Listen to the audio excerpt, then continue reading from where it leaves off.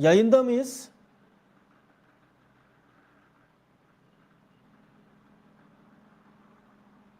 Şu an yayında mıyız arkadaşlar? Evet, şu an yayındayız arkadaşlar. Kısa bir aksaklık oldu yayında. Şöyle baştan alayım. Sivillerin durumuyla ilgili bilmiyorum. Okuduklarımı, anlattıklarımı duymadınız herhalde. Doğru mu? Yani yayını baştan mı başlatmam gerekecek? Buradan mesaj atarak bir söylerseniz iyi olur.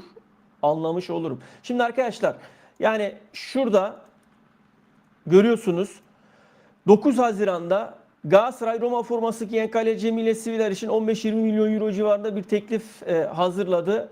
Her ne kadar Roma satmaya sıcak bakmasa da hem kulüp hem de oyuncu ile ikinci bir görüşme planlanıyor. Siviller'in güncel piyasa değeri 17 milyon euro. Sizce bu hamle Muslera sonrası Galatasaray kalesine güven verir mi diye 9 Haziran'da Siviller'la ilgili haberimi yapmıştım. Ama detayında neler var onları da şimdi size tekrardan aktarayım.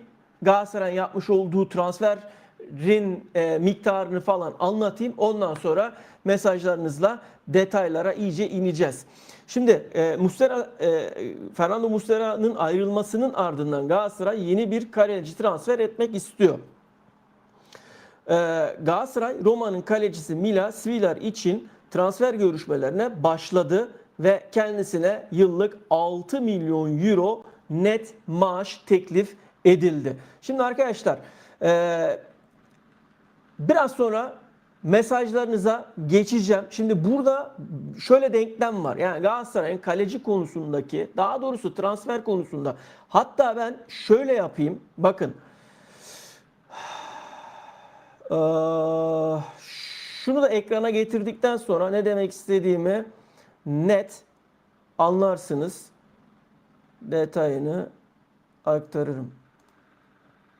Şimdi Galatasaray, Fenerbahçe, Beşiktaş bunlar sermaye artırımı yaptırdılar biliyorsunuz. Sermaye artırımından sonra harcama limitleri şu anda Galatasaray'ın 130 milyon euroya çıktı. Fenerbahçe'nin 102 milyon euro, Beşiktaş 72 milyon euro, Trabzonspor'da 52 milyon euroda şu anda harcama limitleri güncel olarak rakamları bunlar. Şimdi bunu da ekrana getirip size aktardıktan sonra detaylara geçeceğim. Zaten uzun zamandır sürekli burada anlattığımız bazı şeyler var.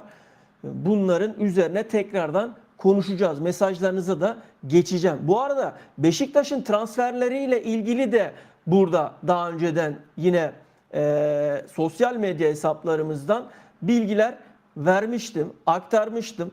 Şimdi kısaca ona da değindikten sonra sizinle karşılıklı şeye geçeceğim. Evet. 28 Haziran günü sosyal medya hesaplarımızda yapmış olduğum paylaşım Beşiktaş'ın Napoli'den 25 yaşındaki İsveçli ön libero Jans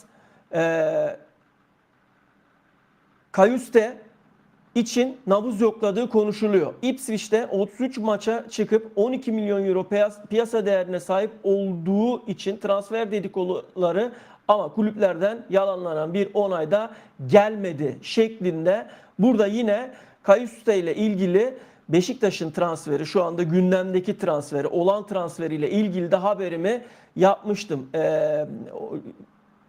Bunu da yine yeri gelmişken söyleyeyim. Hatta o günkü rakamlar bunlardı ama son rakamları da ben size söyleyeyim. Yani şimdi kulüpler açıklama yapmazlar rakamlarla ilgili ama ben size yapayım. Şöyle Kayusta'nın evet.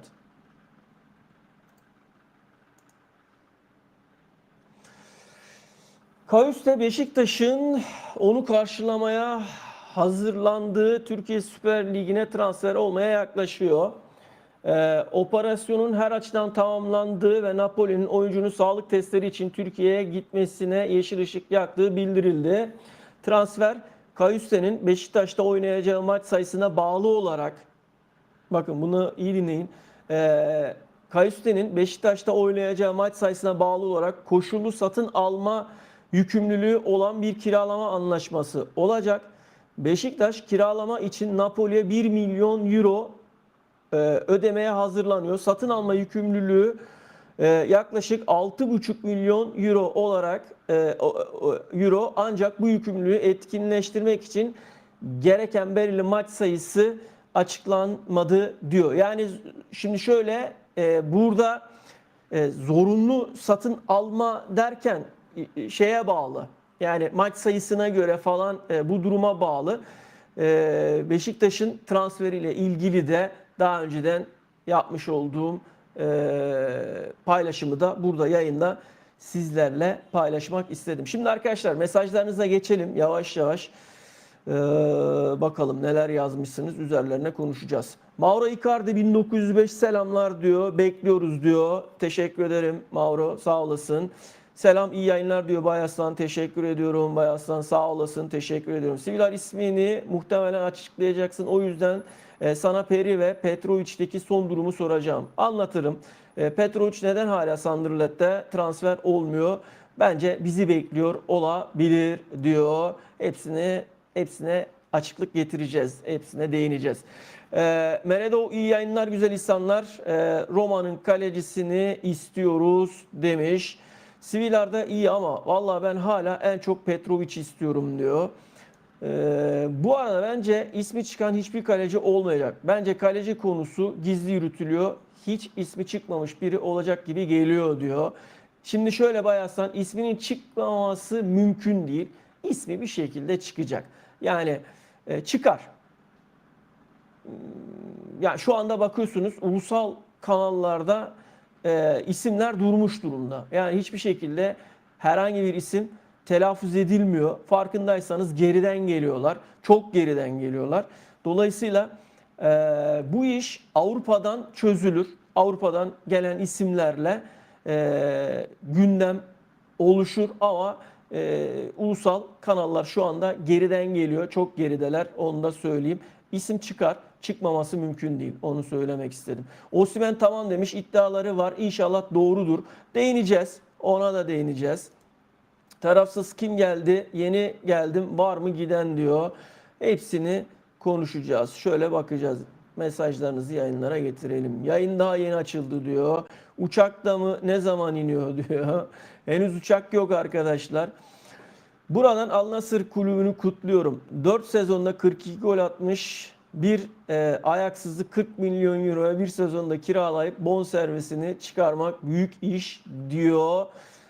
Buradan da gönderme yapıyor Fenerbahçe. Petrovic lazım bize demiş Erhan.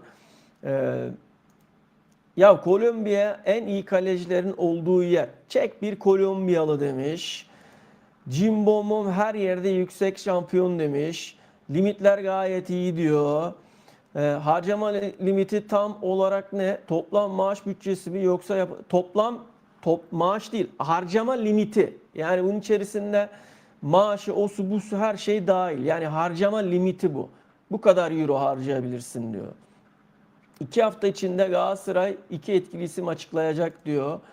DP kulübe ödenen para diyor. Helal olsun abi, 28 Haziran'da şu haberi giren başka kimse yoktur. Yine farkını konuşturdun diyor Bayaslan. Sağ olasın, teşekkür ederim Bayaslan. Ya dediğim gibi yani şöyle, Galatasaray yönetimi şu anda ağzını çok sıkı tutuyor. Hiçbir şekilde ne Galatasaray muhabirlerine ne ulusal kanallara tam bilgi vermiyor. Ters köşe yapmaya çalışıyor. Yani isim veriyor, şöyle isim veriyor.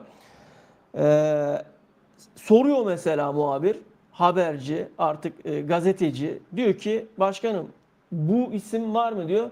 Var ya da yok diyor mesela. Şimdi bu sorulan isimler de genelde hep birbirlerinden duydukları isimler.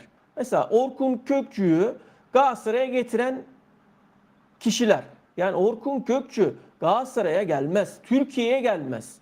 Şimdi daha önce yayınlarda yine söyledik bunları. Yani bunlar hep boş haberler. Bunlar hep şu anda gündemi dolduracak magazinsel spor haberleri yani. Öyle söyleyeyim. Transfer döneminde bu işler çok olur.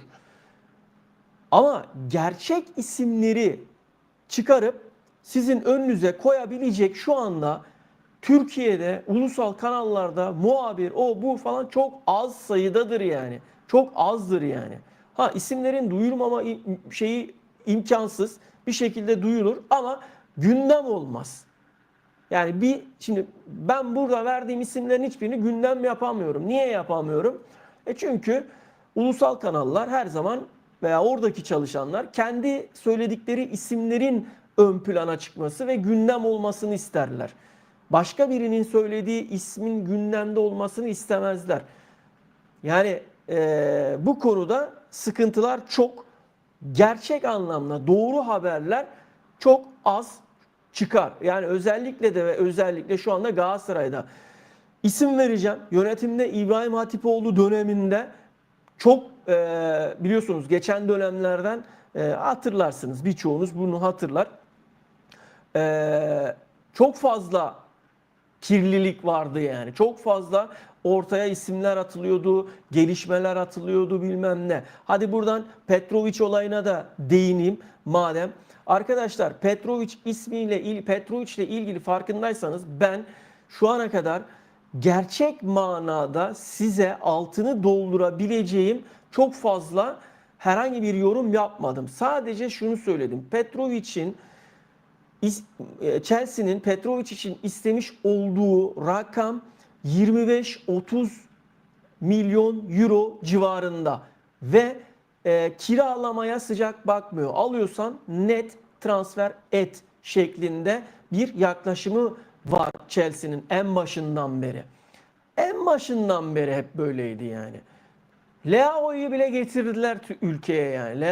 Leao da geldi. İşte Petrovic geldi. Arkadaşlar farkında değilsiniz herhalde ama yani bu kalibrede bir kaleci 20 milyondan aşağıya değil. Şimdi diyorsunuz ki Osimhen tamam galiba diyorsunuz. Osimhen herhalde okey dedi diyorsunuz ama Osimhen'i de eğer getireceksen nasıl olacak bu iş? Kaldı ki oyuncu Türkiye'ye gelmek istiyor mu? Yani birçok etken var. Sadece isimler atılıyor ortaya ama altları yok yani. Altları dolmuyor. Ben size yine buradan söylüyorum. Burada 134 kişiyiz.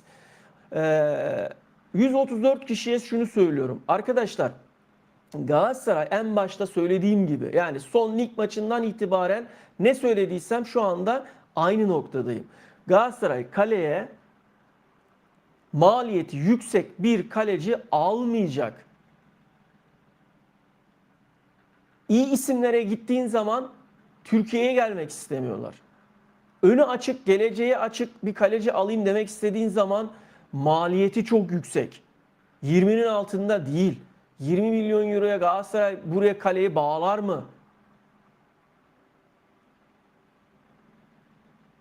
Yani bak Yunus imzaya atmamış daha. Atmadı. Atacaktır. O ayrı mesele. Yani Yunus konusunda kimsenin endişesi olmasın. Oradaki sıkıntı sadece Euro'ya çevrilsin istiyor. TL üzerinden olmasın diyor anlaşmalar diyor. Euro olsun diyor. Haklı. Yerli çocuklar, bizim yerli milli oyuncularımız niye TL üzerinden alıp da yabancılar Euro üzerinden alıyor ki? Onlara da ver Euro üzerinden. Hak etmiyorlar mı yani? Geçen yayında ne anlattık? Euro kurundan bahsettik burada değil mi? Canlı yayında burada anlattık Euro kurunda. Transferlerde Euro'nun bugünkü kurdan 47 lira ama bir sene sonra bırak bir seneyi 3 ay sonra 6 ay sonra ne olacağı belli değil. Yani ortaya atılan rakamlar ciddi rakamlar. Büyük rakamlar, üzerinde detaylıca düşünülmesi gereken rakamlar. Dolayısıyla Bak, orta sahada 4-3-3 sistemi oynanacaksa eğer orta sahaya mutlaka şimdi bugün başka bir haber daha çıktı. Ne denildi? Eğer Osimhen geliyorsa Hakan'ın parasını nasıl vereceksin? Ne dedik geçenlerde yine son yayında? Inter Hakan'ı 30'dan aşağıya vermez. Hadi dişimizi kırdık 25-20 dedik yani. Ya 10-15'e gelir diyenler oldu yayında ya. Abi vermez. Vermez. Para kazanmadan niye versin? Sözleşmesi devam eden oyuncuyu. Ha, bir yılı kalır, 6 ayı kalır. Bilmiyorum, farkında mısınız? Avrupa'nın elit liglerindeki elit takımların çoğu 31, 32, 33 yaşındaki oyuncularla vedalaşıyor arkadaşlar. Vedalaşıyorlar.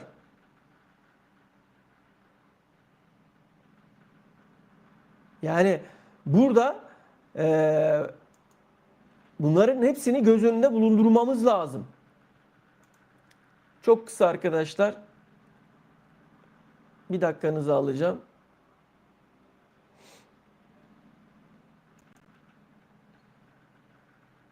Yani isimler atılıyor, o oluyor, bu oluyor, şöyledir, böyledir falan ama yani bu işin maliyeti var. Gelecek mi? Bir dünya detay var arkadaşlar. Bir dünya detay var. Çok kısa hemen döneceğim, geliyorum size.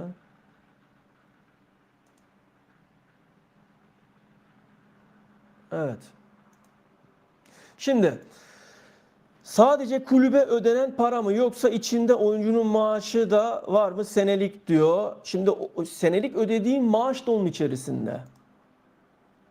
Maaş farklı değil. Senelik ödediğin maaş da onun içerisinde. Öyle. Çünkü 130 milyonu sadece kulüpler için çok manyak para diyor. Hayır, sadece transfer limiti diyor. Değil işte. Onun içerisinde her yıl mesela bu 130 milyon içerisinde yıllık ödediğin maaşı da dahil içerisindedir yani. Yanlışınız olmasın o konuda. İyi yayınlar herkese, bol transferli akşamlar diyor. Ses yok diyor. Ses yok mu arkadaşlar? Ses var. Ses var mı arkadaşlar? Bir yazar mısınız? Ses var mı?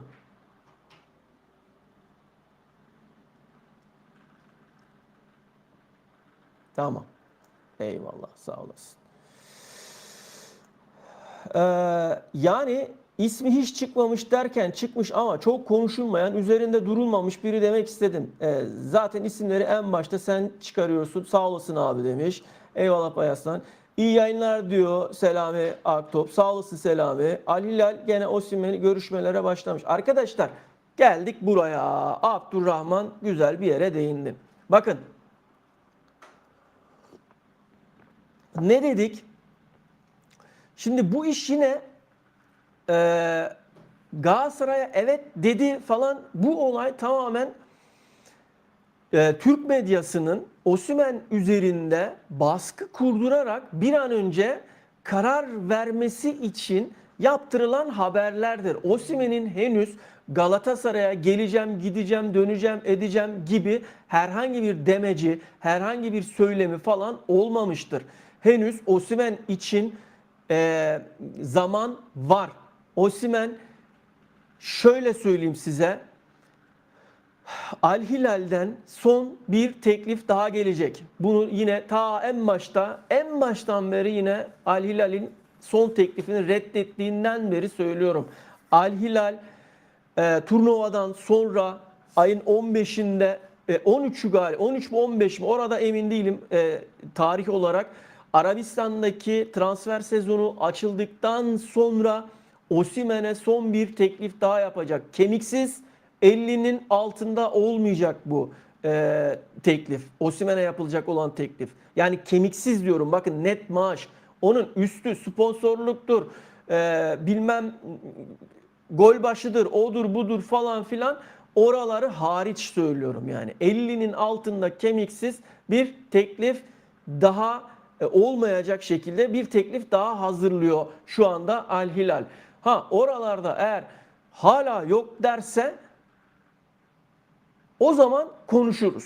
Şu an Osimhen'in Galatasaray'a herhangi bir görüşme esnasında geliyorum, gidiyorum, ediyorum falan gibi bir demeci, bir söylemi yok. Tamam, başkan gidildi. E, Napoli kulübüyle görüşüldü tekrardan. Napoli kulübü işte onlarla tekrardan bir kahvelerini, çaylarını içildi. Bak biz buradayız, hala oyuncuyla ilgileniyoruz falan mesajları gönderildi. Ayın 15'inde 75 milyon euroluk zorunlu satın alma maddesi kalkıyor. Belki oralarda daha farklı kulüplerde devreye girecek. Yani pazarlıklar çetin bir şekilde devam edecek. Şu anda Osimhen'in hiçbir kulübe şu anda ben geliyorum, gidiyorum, ediyorum falan gibi bir söylemi yok. Osimhen için süreç daha var. Bir hafta gibi bir süreç daha var. John Duran istatistiklerini araştırdım dün gece 2 saat boyunca abi, 64 gol pozisyonuna girip 5 gol atmak iyiyse hayırlı olsun Fener'e diyor. Ya şimdi şöyle, John Duran'ın istatistikleri, geçen seneki istatistikleri Arabistan'daki çok kötü, inanılmaz kötü. Ama Arabistan ligini baz alabilir miyiz? Yani şimdi şöyle, Talisca geldikten sonra form tutması, oradan gelen oyuncunun tekrardan Avrupa'ya ayak uydurması ki bizim ligimiz şu anda kimse küçümsemesin. Bizim ligimiz inanılmaz derecede sert oynanan bir lig. Bakın sert diyorum. İnanılmaz sert oynanan ikili mücadeleleri olan bir lig. Dolayısıyla buralarda nasıl bir katkı sağlar ofansta Fenerbahçe'ye, bunların hepsini beraber göreceğiz. Yani boy oranı, osu busu falan, boyu falan da çok kısa. Yani ben onu da anlamadım. Halbuki atletik oyuncular falan lazım. Bu da demek oluyor ki herhalde forvet hattını Mourinho minimum iki kişiyle falan oynatmayı düşünüyor gibi geliyor bana. Selahattin iyi yayınlar diliyor. Ee, iyi yayınlar demiş. Teşekkür ederim. Yani. Sağ olasın. Abdurrahman onu da reddetti dün diyor. Yağız RT'lemiş. Çakal Yağız diyor. Ee, merhaba, iyi yayınlar demiş Yunus. Merhaba, teşekkür ederim. Ee, arkadaşlar yani bilinçli olarak yazmıyor. O yazmıyorsa biz söyleyeceğiz. Merak etmeyin. Bizde Fenerbahçe'nin oyuncularının maliyetleri var. Merak etmeyin, hepsi var. Ama biz gündem yapamıyoruz yani. Şimdi ben de kalkıp ulusal kanaldakilere, onlara, bunlara, bunlar zaten alıp da haberi yayın yapmazlar. Dolayısıyla gerek yok. İlgilenen varsa sorsun.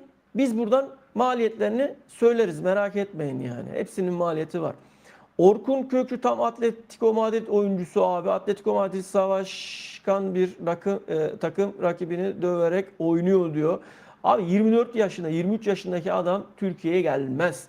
Burada ya oynamaz. Orkun yani ne mali açıdan hiçbir takım karşılayamaz onu yani. Şimdi zor iş yani o. Osimhen gibi skor katkısı olan bir oyuncu olsaydı belki farklı düşünülebilirdi.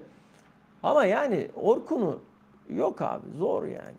Maliyet 30 milyonu geçiyor da ondan da açıklamıyor diyor. Bilal diyor Osimhen ile anlaşılmış, iş Napoli'ye kalmış. Napoli zaten tamam diyor ki Bilal. Yani Napoli'lik bir iş yok. İş tamamen Osimhen'de. Yani Osimhen'le anlaşmak lazım yani. Napoli tamam zaten. Napoli'de problem yok. Neresi tüm Galatasaray muhabirleri bu haberi veriyor diyor. Tamam. Osimhen geliyor mu? Durum nedir? İyi yayınlar demiş. 40 milyon euro kanka Duran'a ve kulübe ödedi. Para çok düşük yazacaklar yine diyor. Aynen öyle. Para çok düşük yazacaklar. Osimhen olayında olan olaya tam olarak nedir diyor. Peki Petrovic o kadar para eder mi? Bernardo Silva'da gelmişti birkaç hafta önce diyor. Aynen öyle. Berke olur o zaman diyor. Berke olmaz. Berke olursa Fener'e olur. Abi ben de ne alırsam taksitli alıyorum. Bizim takımda aynı taksit 9 taksit olsa alırlar. Peşin fiyata taksit diyor. Peki abi Yani sen diyorsun ki Brezilya, Kolombiya falan gidecekler kaleci için. Arkadaşlar şimdi bakın ben eee, şöyle söyleyeyim size. Kaleci konusunda Galatasaray'ın maliyetini Galatasaray maliyeti onun altında olan önü açık yetenekli kalecilere gidecekler. Bakın bunu sürekli söylüyorum. Ha, Avrupa'dan alacağın kalecilerin maliyeti, Avrupa'da gittiğin kalecilerin maliyeti 20-25 milyon euronun altında değil. Şimdi sen Osimhen, Hakan ve kaleci dediğin zaman nasıl ödeyeceksin bu rakamları? Kaldı ki Petrovic'in Galatasaray'a geleceğim gibi bir ifadesi zaten yok. Gelmek istiyorum gibi bir demeci de yok zaten. Yani bunları unutun arkadaşlar.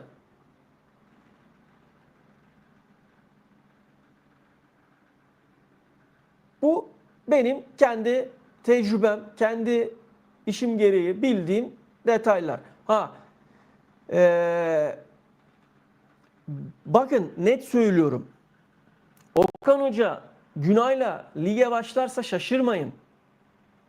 Bak net söylüyorum. Okan Hoca Günay'la lige başlarsa şaşırmayın.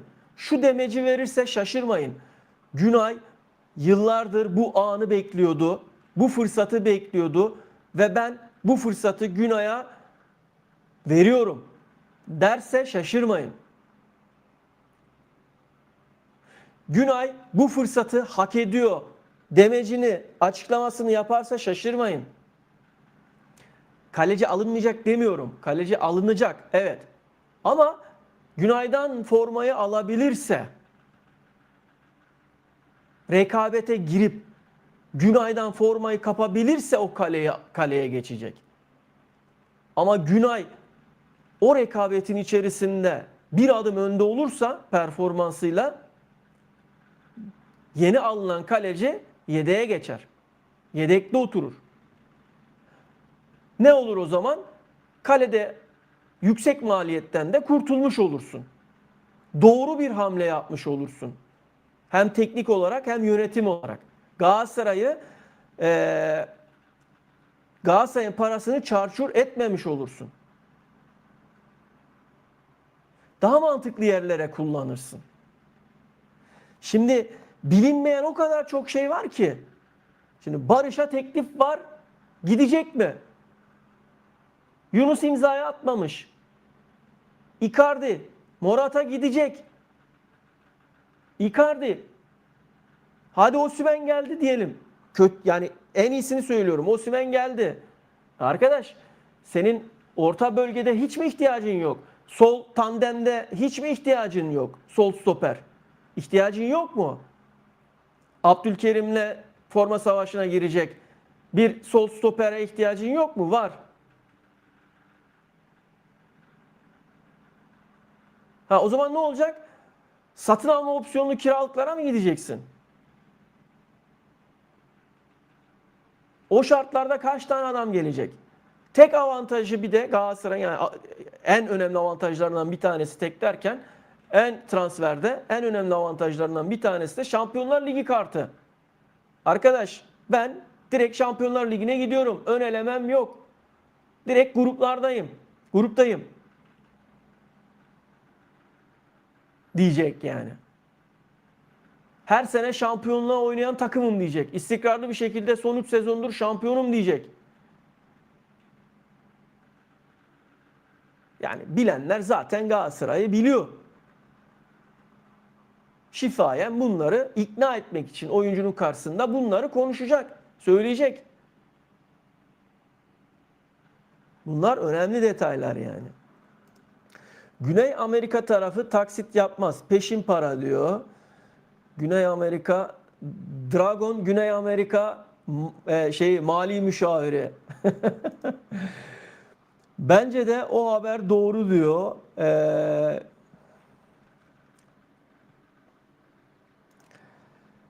Osimhen'e 75 milyon verilecek belli ki. 75 milyon, şimdi bakın, belki de Napoli Galatasaray'a bir şartla evet dedi. Yani Napoli cephesi Galatasaray'a bir şartla evet dedi. Bu oyuncunun, şimdi Galatasaray bilmiyor mu 15'inde bu oyuncunun o maddesinin kalkacağını, zorunlu satın alma maddesinin kalkacağını bilmiyor mu? Napoli de bunu biliyor. Kendi aralarında şunu konuşmuşlardır belki de. Belki diyorum. Her ne şartta olursa olsun ben sana bu oyuncuyu öncelik olarak sana sunuyorum ama 75 milyon euroyu da anlaşırsak, okeysen, öncelik senin. Belki de böyle bir konuşma geçti arada. Tamam, önemli değil. Taksit 4 yap, 5 yap ama 75 milyon. Ayın 15'inden sonra da 75 milyon. Belki de böyle konuştular. Şimdi bunları bilmiyoruz henüz. Ha, bildiğim tek şey var. Osimhen'den henüz kimseye bir cevap yok. Bekleyecek. Az kaldı. Bir hafta falan da kaldı yani.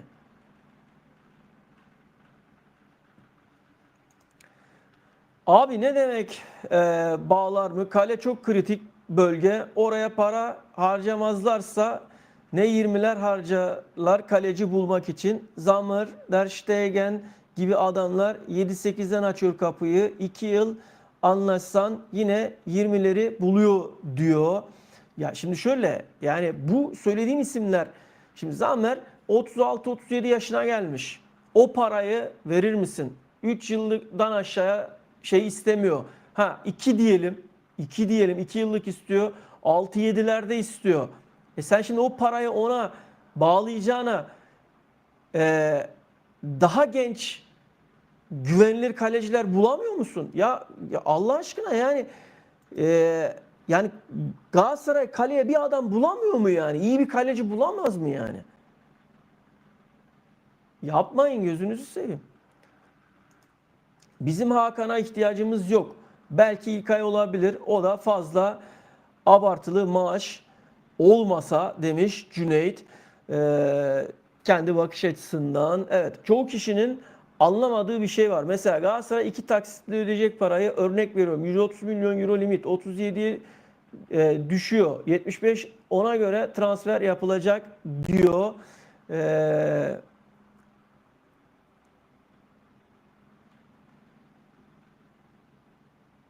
Tamam, sesle ilgili demiştim. Bu Napoli ne biçim takım? Sözleşme 1 yıl kalmış. Adama 75 milyon istemekle ısrar ediyorlar. Üstelik takımda da istemiyorlar. Oyuncu da kalmak istemiyor.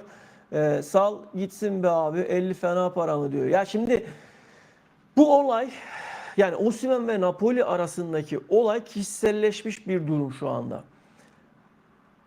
Osimhen tamamen kendisine karşı yapılan ırkçı muamelelerden dolayı olayı kişiselleştirmiş. Napoli de Osimhen'in tavrından dolayı mevzuyu kişiselleştirmiş. Şimdi bu savaştan kim galip çıkacak? Hep beraber işleyip bekleyip göreceğiz. Daha önce defalarca yine burada söyledim. Bana göre Osimhen Napoli'den intikam alıyor ve intikam alacak. Süreci uzatmakla ve 75 milyon euroluk zorunlu satın alma maddesini boşa düşürerek kendisine karşı yapılan ırkçı söylemlerden dolayı Napoli'yi cezalandıracak. O parayı Napoli'ye kazandırtmayacak.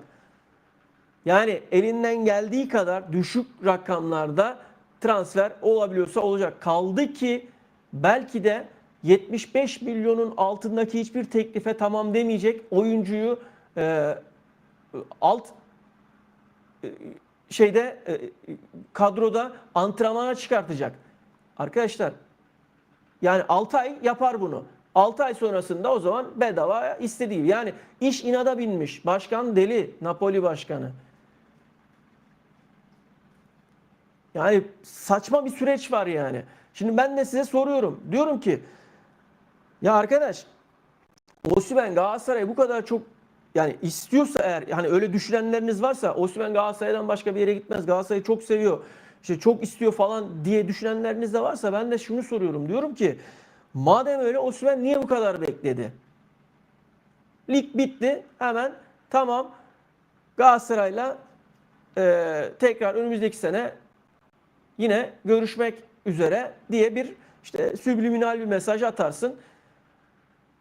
Camianın sana olan ilgisini, alakasını diri tutarsın. Ama şu anda kafalar tamamen herkesin karışık yani. Şu anda kimseye bir şey demiş değil.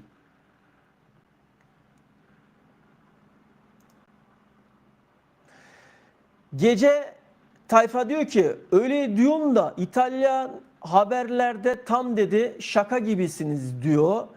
İtalyan haberlerinden daha sağlıklı haberi burada duyabilirsin kardeşim. Sen yenisin. O yüzden seni de anlıyorum tabii böyle yazmakla. Ne bileyim, selam renktaşlarım diyor. Selam olsun. Abdurrahman her yerdesin diyor. Türkiye medyasında değil İtalya medyasında çıkan habere göre ateş aldı diyor. Ya şimdi şöyle, İtalyan medyasına haberi kim yaptırıyor? Yine menajerler yaptırıyor. İtalyan medyasına haberi kim yaptırabilir? Galatasaray yönetimi yaptırabilir. Gardi yaptırabilir. Şimdi bunları olmama ihtimali var mı? Yok. Yani bu iş böyle dönüyor. O yüzden tabii sizin de bunları bu şekilde düşünmeniz normal yani. Tüh be, bilmiyorum, kötüymüş be diyor. Evet. Petrovic yıllık 7 milyon euro maaş istiyormuş. Bu taviz kesinlikle verilmesin. Galatasaray bir kaleciye yıllık 7 milyon maaş vermemeli. Ya 7 milyon maaş, 20-25 milyon euro da kulübü istiyor yani. Leo geliyor mu diyor. Geliyor, geliyor. Ayakkabısının birisi gelir. Kimi almış kaleye diyor Sefer. Yani alınan herhangi bir kaleci şu anda yok. Ama Galatasaray yine nabız yoklayarak, teklif yaparak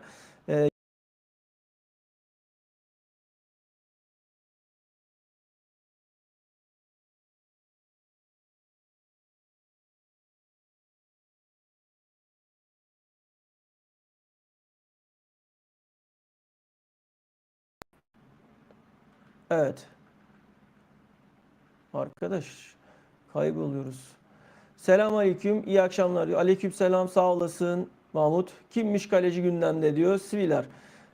Valla Svilar'a verilen 6 maaşta çok, abi Svilar kim 6 alacak? Yani iyi kaleci de daha yeni ne kanıtladı? Yani yıllık 6. Şimdi arkadaşlar bakın, şu an en kötü, yani kötünün iyisi diyeceğimiz kalecinin yıllık maaşı 4-5'lerden başlar. Kötünün iyisi. Bir tık iyisi 6-7. Bir tık daha iyisi yok zaten. Oradan sonra 15'e, 20'ye, 25'e çıkıyor zaten. Şimdi bir Lunin vardı. Lunin'e teklif yapıldı. Lunin de zaten direkt teklif geldiği gibi kabul etmedi yani. İki ayrı teklif de yapılmıştı ona. Onu da burada değerlendirmiştik, söylemiştik. Olmadı ama Galatasaray yani 6 milyon, 5 milyon buralar bence normal. Yani 10 milyonu geçmeyecek şekilde önü açık bir kaleciye maliyeti harcayacaktır diye düşünüyorum. Harcayabilir yani. Bu adaletsizlik, Araplar devlet desteğini almışlar. İstediği futbolcuya talip oluyorlar. Şimdi şöyle abicim, yani bu devlet desteği derken biraz da turizm amaçlı. Yani hep herkes, mesela futbol dünyasında bile herkes şu anda Arap Ligi'ni konuşuyor. Doğru değil mi? Yani bu biraz da turizme yönelik bir destek. Dolayısıyla para da var. Yani şimdi 600 milyon euro bu sezon için sadece Al Hilal'in limiti. Yani onlara ayrılan limit. Ha, onu oraya doğru geldi, yaklaştı değil mi? Para lazım. Bu sefer yine gidiyor. Onlarda biliyorsunuz kurum var. Transfer komitesi var. O komiteye gidiyorsun, başvuruyorsun. Senin limitini biraz daha yükseltiyorlar. Zaten şimdi orada bizimkiler gibi falan da değil ki. Yani UEFA'ya falan da bağlı değiller. Kim hesap soracak onlara? Hiç kimse. Hesap sorsa bile ne olacak? Yani adam diyecek ki sponsor gitti, adam 1 milyara sponsor olacak. Oradan bir tanesi çıkacak. Sponsor desteğiyle limiti yükseltecek mesela. Örnek veriyorum. Misal yani. Dolayısıyla Oralarda sıkıntı yok. Adamlar var abi, para yapacak bir şey yok. 6 Siviller vereceğime 7 Petrović'e veririm. Kaleci olarak daha iyi olur diyor. Selam reis. Ratinglerin bol, bugün 200 kişi var diyor. Evet, yani bugün maşallah sayıyı yükselttik. Sayımız her geçen gün yükseliyor arkadaşlar. İnşallah daha iyi olacak. Ya geçen senelerde anlık 1000 kişiye falan burada yayın açmışlığımız var ya. Yani bir anda düştü sayılar. Onu da anlamadık. Herhalde YouTube'un algoritmasıyla ilgili de bir durum söz konusu. Yani geçen senelerde burada 1000 kişiye falan yayın açmışlığımız var yani. Kanalın ilk açıldığında yine 1000-1500 kişiye anlık yayın yapıyorduk yani. Ama bir ara bayağı bir düştü. Toparlayamıyoruz yani. Bir türlü tekrar toparlayamıyoruz. Sefer anlattık. Kardeşim söyledim. Evet Serhat söyledim yayında. Aynen öyle, Petrovic zaten bir numaram diyor. İnceleme uzmanları 1.85 boy var, kısa değil diyor. Kim içindi kısa değil, onu hatırlayamadım şu anda. Yönetim neden taraftarı umutlandırıyor? Henüz Osimhen karar vermedi desin. Her kanalda Osimhen haberine atlamışlar. Helal olsun sana. Bir tek sen açıkladın. Karar bekleniyor diye diyor. Ya şimdi şöyle, karar bekleniyor. Yani herhangi bir şey yok ki. Şimdi ya neyse, çok fazla bir şey söylemek istemiyorum ulusal kanallara. Onlar kendi şeylerini kendileri yapıyorlar. Haber yok ortada. Mecbur bir şeyler yapmaları lazım. Beyler 22 dakikadan beri burada olanlar kimmiş, kaleci alternatif yoksa manipülasyon başlık mı var diyor. Mahmut, yayını bir baştan alırsan veya açıklama metnini okursan sana zahmet, tekrara düşmemek adına söylüyorum bunu. Oradan hangi kaleci olduğunu net anlarsın. Zaten aralarda da söylüyoruz. Henüz anlaşılan bir kaleci yok. Sadece teklif sunulmaya hazırlanılıyor. Sunulmak üzere. Böyle bir haber. Dolayısıyla kaleci konusunda anlaşılan bir isim yok şu anda yani. Juventus'tan Douglas Luiz'i bir şekilde indirsek keşke diyor. Keşke valla. Mahmut buralarda gerçekler konuşulur diyor. Yani ben bir şey demek istemiyorum ya. Icardi devam mı diyor Sinan. Valla Icardi meselesi, şimdi Icardi kampa geç katılacağını açıkladı. Bu aralar bekleniyor gelmesi ama Icardi meselesinin ben şu an için net konuşulması adına henüz erken olduğunu düşünüyorum. Ve Icardi ile ilgili de benim düşüncelerim çok daha farklı. Bunu bilen arkadaşlarımız, uzun zamandır beni takip eden arkadaşlar biliyor. Neden, sebeplerini de biliyorlar. Ama bekleyip göreceğiz. Bakalım Icardi konusunda önümüzdeki günlerde olaylar nasıl şekillenecek, hep beraber bakacağız. Çek Suzuki'yi kaleye, ver Barış'ı, al Leo'yu. Jackson bırak Osimhen'i, al Bernardo'yu, Cagney'i, tamam işte diyor DT. O zaman kim kaleci diyor. Ben de yeni geldim, bekliyoruz. Arkadaşlar şöyle, şimdi tekrar yeni gelen arkadaşlar için bir tekrar daha yapayım. 9 Haziran'da sosyal medya hesaplarında şu haberi yapmıştım, paylaşımı yapmıştım. Haberi demeyeyim de paylaşımı yapmıştım. Galatasaray Roma forması giyen kaleci Mile Svilar için 15-20 milyon euro civarında bir teklif hazırladı. Her ne kadar Roma satmaya sıcak bakmasa da hem kulüp hem de oyuncu ile ikinci bir görüşme planlanıyor. Svilar'ın güncel piyasa değeri 17 milyon euro. Sizce bu hamle Muslera sonrası Galatasaray kalesine güven verir mi? Şeklinde bir paylaşımım olmuştu sosyal medya hesaplarında. Şimdi Svilar'ın bugünkü haberi de, detayını yine size söyleyeyim. Yeni gelen arkadaşlar için söylüyorum bunu. Fernando Muslera'nın ayrılmasının ardından Galatasaray yeni bir kaleci transfer etmek istiyor. Galatasaray Roma'nın kalecisi Mila Svilar için transfer görüşmelerine başladı ve kendisine yıllık 6 milyon euro maaş teklif etti. Haber, detay, yayınımızın ana başlığı bu.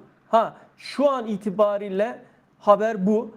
Yarın gelişmeleri daha detaylıca öğrendiğimiz anda yayın olsun veya sosyal medyada olsun detayları sizlere aktarırız. Yani kaleci konusu şu anda bu. Evet, şimdi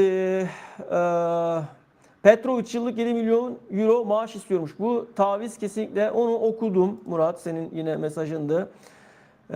Abi cevap ver. Leo geliyor mu diyor. Leo gelmiyor. Gelmeyecek. Tamam, güzel anlatıyorsun hocam ama şu iş clickbait olmasın. Kimdir bir numaramız? Başlığın yanıtı merak ediyoruz. Serhat, anlattım. Mesajları geriden gelerek okuyorum. Herhalde buradaysan, yayını dinlediysen şu an cevabı almış olman gerekiyor. Mahmut Siviller bahsediyor. Roma kalecisi diyor. Murat, kaleciye verilir ama Petrovic'e verilmez. Lunin alınmalıdır diyor. Lunin istemiyor. Yok abi, Siviller iş yapmaz diyor.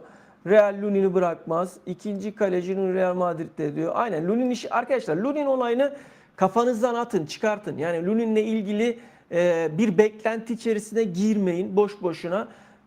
Yani gerek yok yani. Lunin'lik bir şey yok şu anda Galatasaray'ın yani. İsmi geçenin iyi isim Lunin ama çok zor diyor. Evet, Lunin de ayrılmak istiyormuş zaten diyor. Bu Osimhen işi ne olacak? Diyelim ki gitti, piyasada adam yok ki alacak, bu sene işimiz zor diyor. Şimdi Sadık.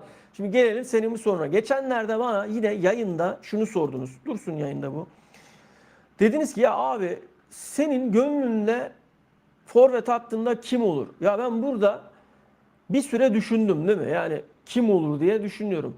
Döndüm dolaştım, verdiğim cevap inşallah yine Osimhen olur dedim yani. Çünkü Osimhen'in Galatasaray'a katacağı veya Osimhen seviyesinde skora katkı, direkt skora katkı yapabilecek. Geçen sezon bizde oynamış, kendini kanıtlamış bir oyuncu daha yok. Alacağımız oyuncuların hepsi mi acaba olacak yani? Uyar mı? Osimhen, bir de öyle bir şey var ki Osimhen'den sonra gelecek adama keşke Osimhen olsaydı diyeceğiz. Keşke şu an Osimhen olsaydı bu golü atardı. Osimhen olsaydı bu maçı almıştık. Hep bunları söyleyeceğiz yani. Dolayısıyla gerçekten de sana katılarak söylüyorum. Piyasada şu anda Osimhen sonrası Galatasaray'ı taşıyabilecek, Galatasaray'a gelme ışığını verebilecek, varsa da eğer öyle yüksek kalibrede bir forvet, ben göremiyorum açıkçası. Sürpriz bir şey çıkar eder falan bilemiyorum. Ama şu an aklıma hiçbir şekilde Osimhen olmazsa, ya Osimhen olmazsa sonrası isim yok bende yani. Muhtemelen Vlahovic'e gider, Osimhen olmasa. Vlahovic, Fenerbahçe meselesi var. Vlahovic'in Galatasaray'la bir olayı, durumu yok. O tamamen menajerlerin pompaladığı bir haber. Vlahovic de gelmesin zaten, sakın. Yani böyle Vlahovic umutlarına kapılmayın. Vlahovic çok kötü bir golcü, çok kötü bir 9 numara. Performansı diplerde yani. O birçok kulüp gezdi. Hiçbirisinde olmadı. Bizde de olmaz yani.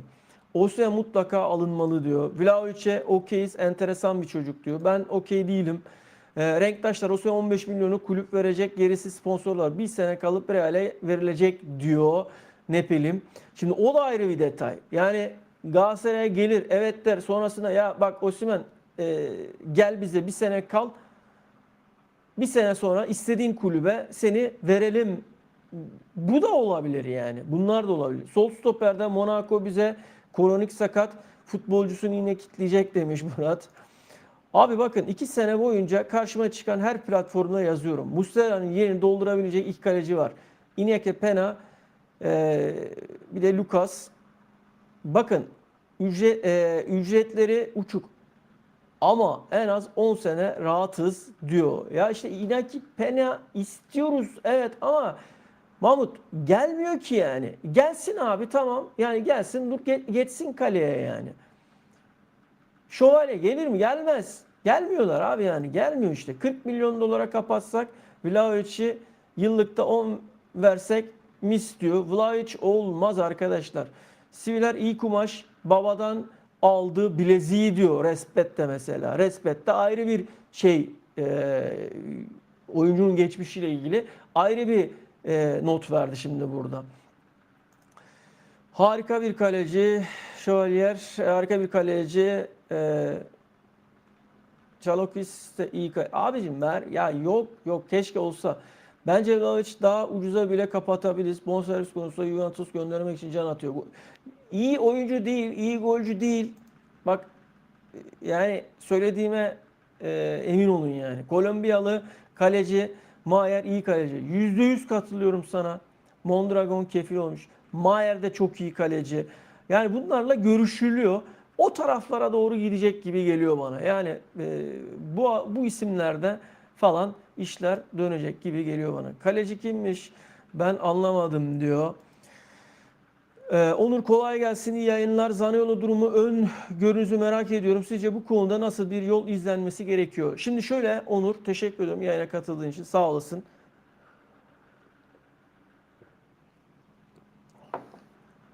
Arkadaşlar Zaniolo konusunda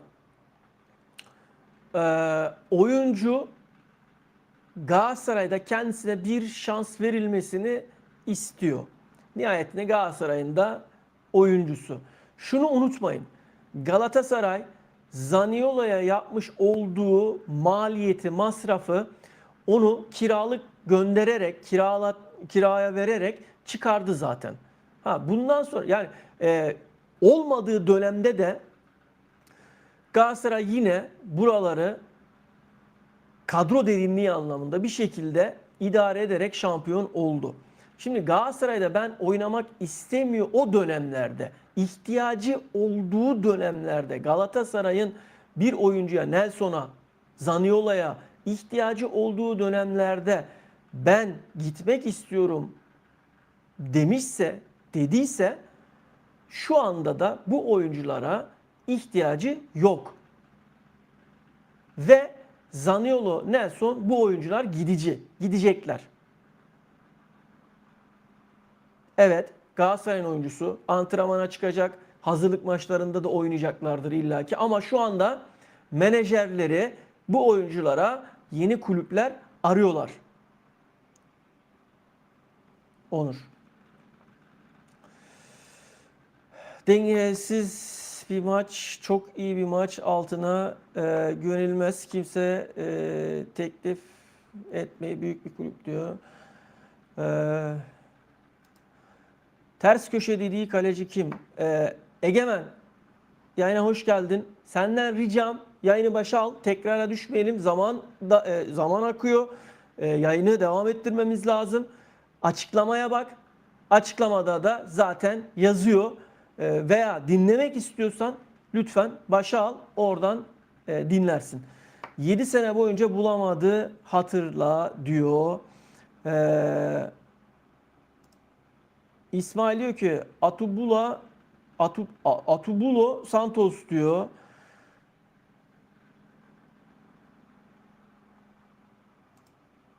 Siviller zaten ters köşe değil ki diyor. İşte bu yeni gelen arkadaşlara şöyle arkadaşlar yeni gelen arkadaşlara dert anlatmak beni yoruyor gerçekten. O yüzden burada chat'e rica ediyorum. Arkadaşlar yeni gelen arkadaşlara yardımcı olun da ne anlatıyoruz, ne ediyoruz, bunca zamandır biz kimiz, ne yapıyoruz, ne ediyoruz. Bunları bir zahmet siz anlatın. Ben yoruluyorum çünkü yani ve bunları anlatmak da istemiyorum.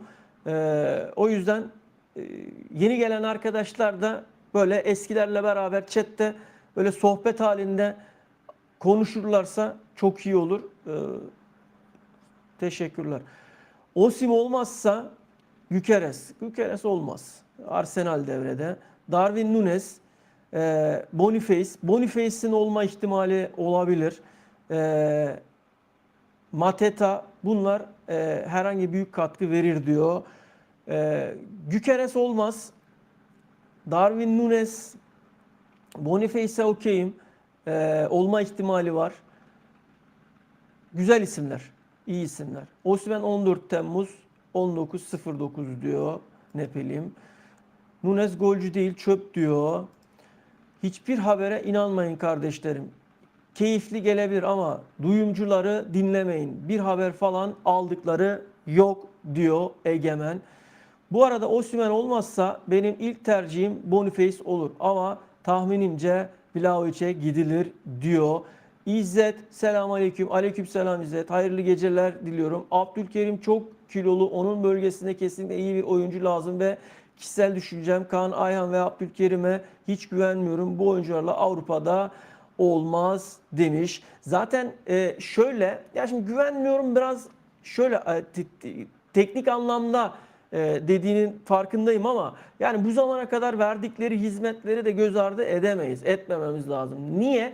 En kritik dönemlerde, en zor dönemlerde Galatasaray'a faydalı olmuş isimler her zaman kredileri var. Öyle söyleyeyim yani. Galatasaray'da kredileri her zaman olan vefadan yana bu oyunculara karşı Okan Hoca'nın tavrı net olacağını düşünüyorum. Yani bu oyuncuları silmez. Sileceğini zannetmiyorum. Ama şunu yapar. Alır buralara birer tane oyuncu daha. Forma savaşında arkadaşlar profesyonellik bunu gerektirir. Bu Abdülkerim Kaan bunu da bilir zaten. Arkadaşlar formayı kim hak ediyorsa forma onundur. Zaten bunu hepsi biliyor. Buralarda sorun çıkacağını da zaten zannetmiyorum. Bunu zaten oyuncu formayı hak edemediğini anladığı zamanda da çıkacak Okan Hoca'nın karşısına. Hocam bu zamana kadar birlikte geçirmiş olduğumuz zamanlar için çok teşekkür ediyorum. Desteğin için çok teşekkür ediyorum ama ben forma giymek istiyorum. Şimdi Apo'nun da yaşı da geliyor. Şimdi o da var. Apo'nun da yaşı artık ilerlemeye başladı. Onun yerine de yavaş yavaş birileri bulunması gerekiyor.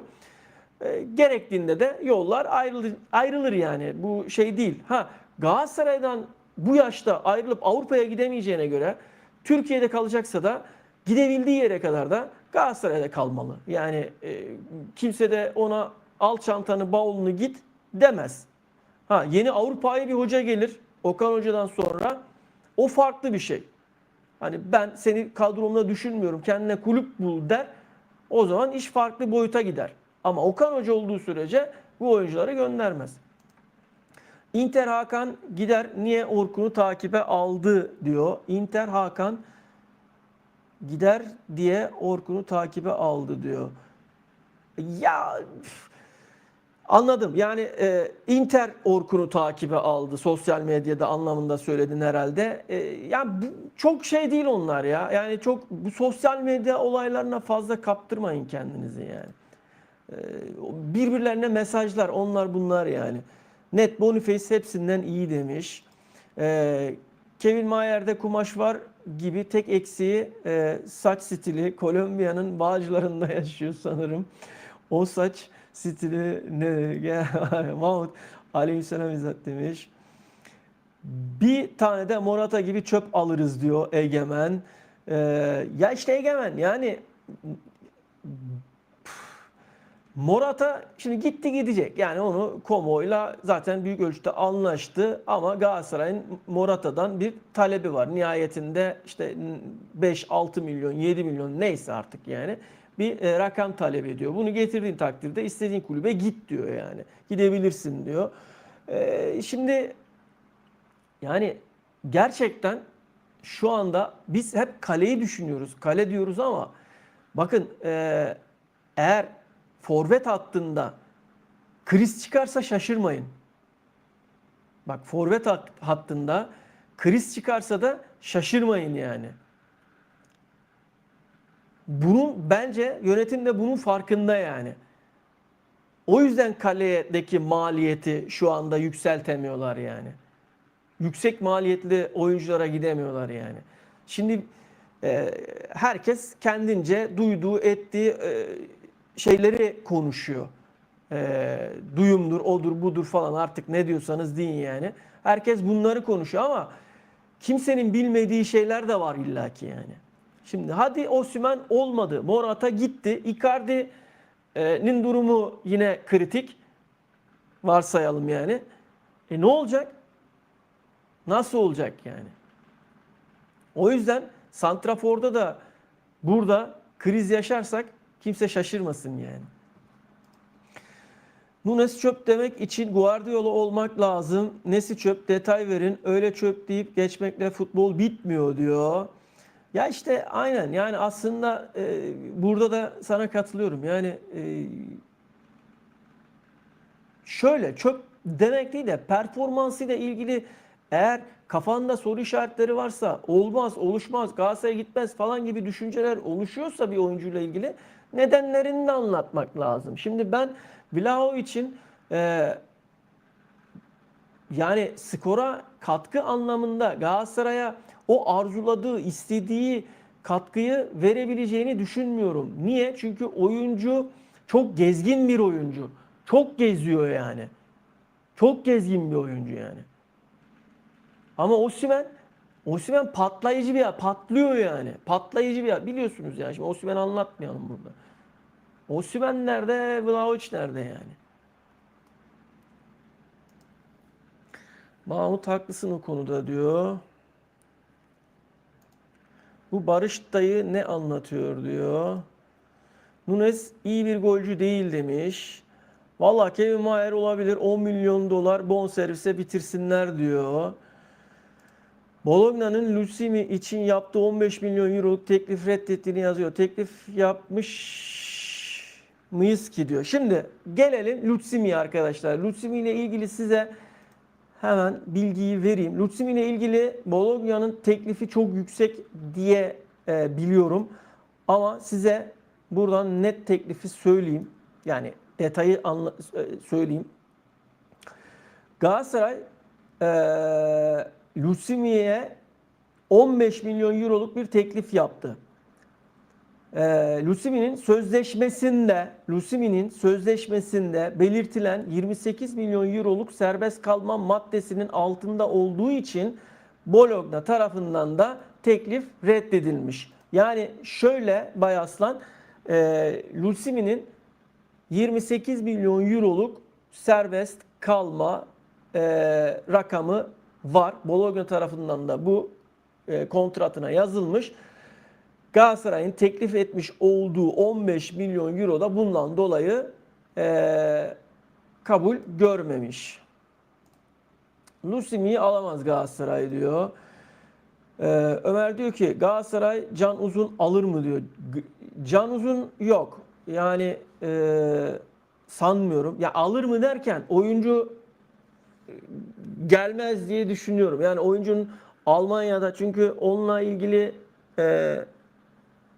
bir dönem çevresine, akrabalarına sorduk. Transferiyle ilgili bir düşünce var mı, nedir falan diye.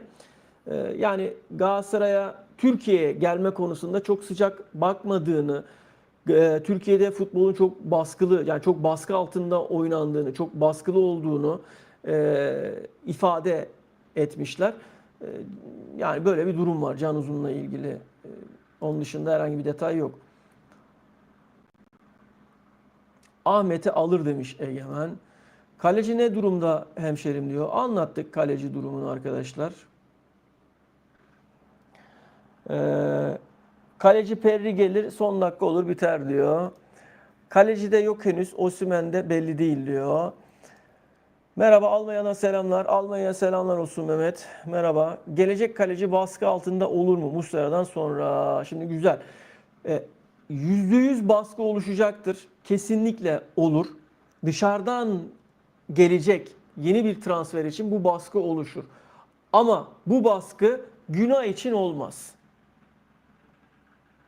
Niye? Çünkü yıllardır ligi bilen, camiayı bilen, Muslera'yla sürekli iç içe olan, kupalarda oynamış geçen sezon, başarılı performans göstermiş bir kaleci. Yani o baskıyı şu anda bahsettiğin o baskıyı kaldırabilecek tek bir kaleci var Galatasaray'da, o da Günay.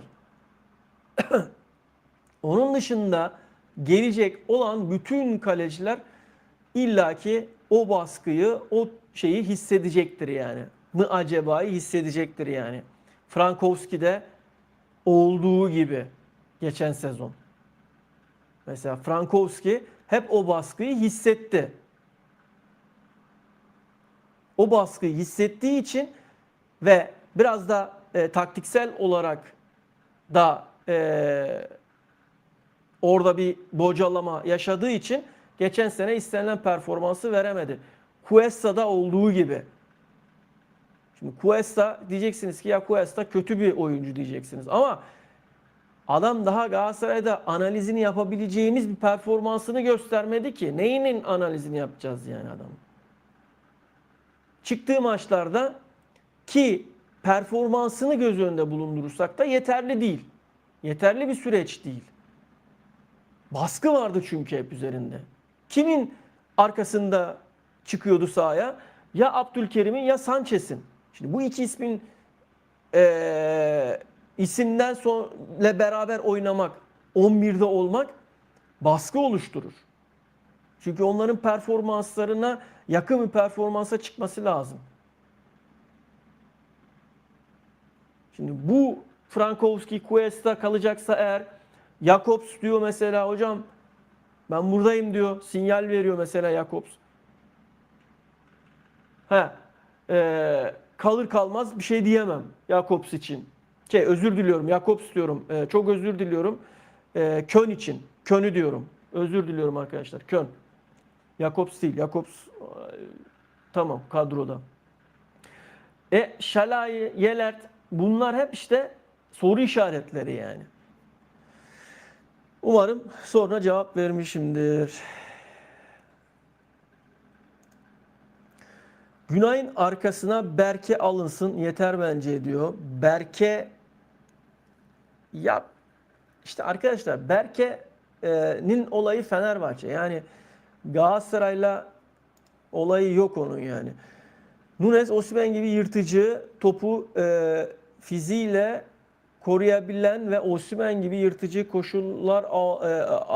koşular atabilen bir benzeri ama ben Osim alamazsak onunla aynı oyunu oynarız bence. Vlahovic daha iyi olur diyor. Burada yayın patladı diyor Egemen. Nasıl patladı Egemen? Sanırım geçen sezon gibi olacak transfer işi. Osimhen şansa geldi. Sané de öyle oldu. Sané şansa değil Sadık ya. Yani Sané'nin olayı 6 aylık mevzusu var. Yapma. Yani Sané meselesi hemen şans meselesi değil yani. Gerisi can çekiştirecek gibi diyor. Bence bence şans işi değil. Zor bir transferdi diyor. Sivil haberi 3 gün oldu diyor. Dayım yeni gelmiş. Seviyorsun bu boş işleri. Dislike geldi diyor. Egemen sen yenisin. Yeni olduğun için seni affediyorum. Sana bir şey söylemiyorum. Böyle çok da çok biliyormuş gibi de konuşma. Başka bir şey söylemiyorum. Geçmiş yayınları izle. Ondan sonra gel burada mesaj at, tamam mı? Yaşın kaç bilmiyorum, ne iş yapıyorsun bilmiyorum ama boş işler dediğin için söylüyorum, konuşuyorum bu şekilde. Normalde konuşmam. Cümlelerin arasından detayları çıkartırım. O yüzden kendine gel. Dengesiz mesajlar atma. Tamam mı? Hoşuna gitmiyorsa da çık kanaldan, git başka sallayanlara, yani sallayanlara, gerçek manada sallayanların haberlerini izle. Sen bir defa karşındakinin kim olduğunu bilmeden böyle saçma sapan yorumlar yapma. Gelmişsin, daha yayına yeni katılmışsın. Bugün ilk kez izliyorsun. Mal mal mesaj atma. Canımı sıkma benim.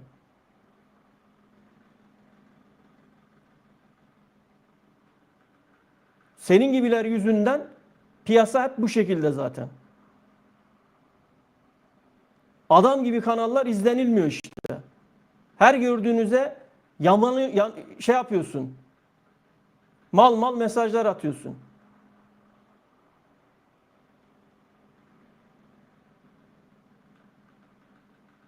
Çık yayından ya. Bak bloklarım yoksa bir daha mesaj falan atma. Hoşuna gitmiyorsa çık yayından.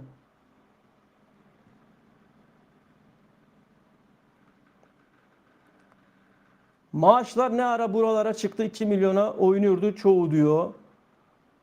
Ya maaşlar çıkıyor işte. Yani maaşlar şöyle şeyle bu kurlardan dolayı da yükseliyor maaşlar. Yani şimdi 2 milyon sabit ücrette gidiyor. Tamam, evet. Ama şimdi şöyle düşün. Galatasaray sponsorluklardaki anlaşmalarda euro bazlı anlaşmalar yapıyor. Ama onun dışında mesela stat gelirin falan senin euro üzerinden değil. E, Forma satışı yapıyorsun, euro üzerinden değil. Forma fiyatları çok yüksek. Yani Galatasaray'ın şu anda içeride satmış olduğu forma fiyatları çok yüksek. Yani bu rakamlar aşağıya çekilmesi lazım. Bilet fiyatları çok yüksek. Yani şöyle söyleyeyim. Bir Premier Lig, Bundesliga bu seviyelerde yani. Bilet fiyatları, işte forma satışlarındaki rakamlar falan hep bu aralıklarda. Yüksek yani, onu demek istiyorum. Ama maaşlar da yükseliyor. Muslera'nın gideceği bir yıldan beri belli. Aynen. Ya şimdi şöyle Mustafa, e, ya mutlaka Galatasaray bunun hesabını da yapmıştır. Şimdi yine insanlar bunu çok fazla dile getiriyor. Söylüyorlar. Diyorlar ki işte siz Muslera'nın gideceğini bilmiyor muydunuz? Biliyor tabii, bilmez olur mu? Galatasaray yönetimi bunu biliyor. Ona göre de zaten önlemlerini mutlaka almışlardır. Ama şimdi denklemlerde sen listenin birinci sırasındaki kaleciye sen önlemini alarak gittiğinde oradan onay alamazsan ne olacak bu sefer? İkinci sıraya, üçüncü sıraya yani mutlaka bunun önlemlerini almışlardır yani. Hani şeye gelmeyin, galyana gelmeyin, şu galyana gelmeyin. Şimdi yine bakıyorum sosyal medyada orada burada yine çıkıyor haberler böyle. Ya işte Galatasaray bir yıldan beri bilmiyor muydu? Zaten biliniyordu Muslera'nın. Tamam da son ana kadar Muslera'ya gel bir sene daha kal denildi. Yönetim sürekli Muslera'ya gel bir sene daha kal, bekle dedi. Bir sene daha oyna dedi. Şimdi kimisi diyor ki madem Zammer'e teklif yapılacaktı, Muslera niye kalmıyor o zaman diyor. Bazıları da mesela. Muslera'yı niye ikna edemedin diyor. Muslera gitmek istiyor. Ailesine, kaynanasına daha fazla yakın olmak istiyor. Eşinin annesine. Hasta. Problemleri var. Eşi orada annesinin yanında kalmak istiyor. Muslera da eşini yalnız bırakmak istemiyor. Gibi birçok şey var. Yani şeye gelmeyin, onu demek istiyorum. Yani Galatasaray yönetimi bunu bilmiyor muydu zaten? Muslera bir seneden beri işte gideceğini söylüyordu falan gibi. İlla ki önlemlerini almıştır yani Galatasaray yönetimi. Lunin çok iyi kaleci diyor. Bu adam da Sevilla'yı haftalar önce açıkladı zaten ama şimdi resmi teklif yapıldığını söylüyor diyor. Ya arkadaşlar, yeni gelen arkadaşlara bazı şeyleri anlatmakta zorlanıyoruz. O yüzden yeni gelen arkadaşlar yorum yapmadan önce lütfen yayınları birkaç kez izlesin. Yani yayınları birkaç canlı yayını peş peşe izlesin. Bir baksın, görsün ne konuşuluyor, ne anlatıyor bu adam. Ondan sonra bir baksın bakalım gerçekten konuşulanlar gibi mi, değil mi? Kendi kararını kendi versin. Ya gelmiş burada daha kim olduğumuzu, ne konuştuğumuzu, gerilerden neler konuştuğumuzu, neler konuşulduğunu bilmeden dengesiz mesaj aratıyor yani. Ya kardeşim, burada kimse kimseyi kandırmıyor. Kandıranlar için zaten biz burada savaş açmışız ya. Sen ne diyorsun, ne anlatıyorsun? Senin yaşının küçüklüğüne, ki öylesindir eminim yani. Yaşının küçüklüğüne veriyorum yani. Hayatında kaç tane transfer haberi sezonu geçirdin? Kaç tane transfere şahit oldun? Ne işin ne? Ne yapıyorsun sen? Sadece sosyal medyada elinde telefonla mı vakit zaman geçiriyorsun? Oradan aldığın yalan bilgi artık doğru neyse yani. Burada ne iş yaptığımızı da anlatmak istemiyorum durmadan zırt pırt şey gibi aynı yani. Gerek de yok yani. Gene yükselttin. Bak yükselttin beni ha. Söyleyeyim sana Egemen. Lütfen rica ediyorum. Bir dahaki mesajlarına dikkatli yaz. Yani söylediğin şu cümleye yükseldim. Onu da söyleyeyim sana. Boş işler dediğin için orada yükseldim. Daha da ağır konuşurum. Yapmak istemiyorum yani. Saygısızlık yapmak istemiyorum. Selamlar Barış Bey. Saygılar. Seviliyorsun demiş. Teşekkür ederim Furkan. Hoş geldin kardeşim. Sağ olasın. Roma kalesi elimizde patlar diyor. Ya bunlar tamam. Bu ayrı bir mesele. Herkesin düşüncesi tabii ki. Yani senin futbol anlayışına göre, izlemişliğine göre olur, olmaz, taktik, teknik bunlar konuşulur. Bu tartışılır bunlar yani. Bu farklı bir şey bunlar yani. Hayırlı geceler Barış kardeşim diyor. Hayırlı geceler. Sağ olasın. Teşekkür ediyorum. Bayaslan Sivilar hedef şaşırtmaca diyor. Nepelim. Zaniolo hırslı mı? Ne durumda diyor. Zaniolo yani istekli, arzulu bilmem ne böyle istiyor falan ama yani Okan Hoca'nın zannetmiyorum yani. Fenerbahçe medyası her ne hikmetse daha çok istiyor Osimhen konusunu. Sıktı yeter artık diyorlar. Size ne? Siz Fener'le ilgili konuşun, Maxim'i konuşun diyor. Ya şimdi Maxim konusunda da arkadaşlar biraz ben de değineyim. Madem gündem oldu yani. Bayağı bir gündem oldu. Ya şimdi şöyle. Ben şu soruyu sorarım mesela. Ben karşıdaki o işte YouTube'da konuştuğu adamın yerinde ben olsam şunu sorardım. Peki sen bunu biliyordun da o dönem neden açıklamadın? Şimdi o da diyecek ki tehdit ediliyordum diyecek.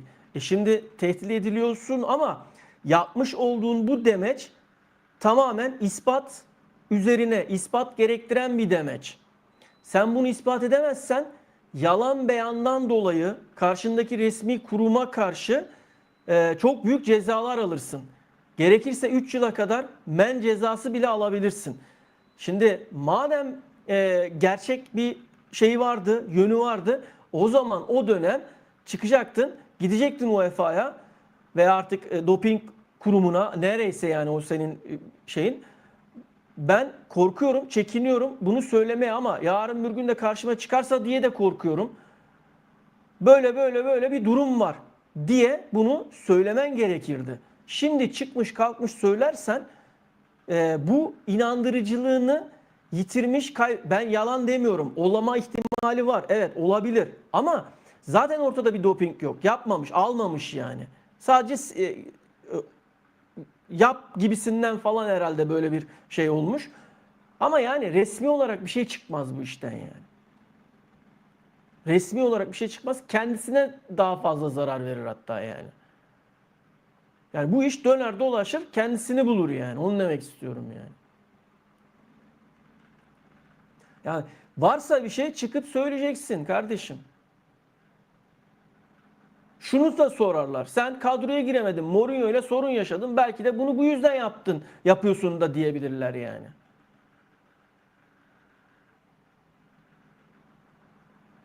Öyle ya.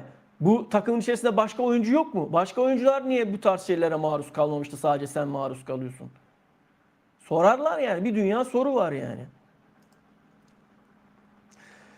Bir de bu Osimhen transferi için Fenerbahçe diyorlar ciddi olasılığı yani ne diyeyim ya şimdi Fenerbahçe'nin Osimhen'e gitme ihtimalinin olabileceğini hadi ben size sorayım yani. Böyle bir şey olabilir mi yani? Sence olma ihtimali var mı yani? Mümkün mü? Bence yok. Osi FB de istiyor diyor. Ya isteyebilir abi. İstemesi ayrı bir şey. İlla ki yani isteyebilir. Ama gelmez.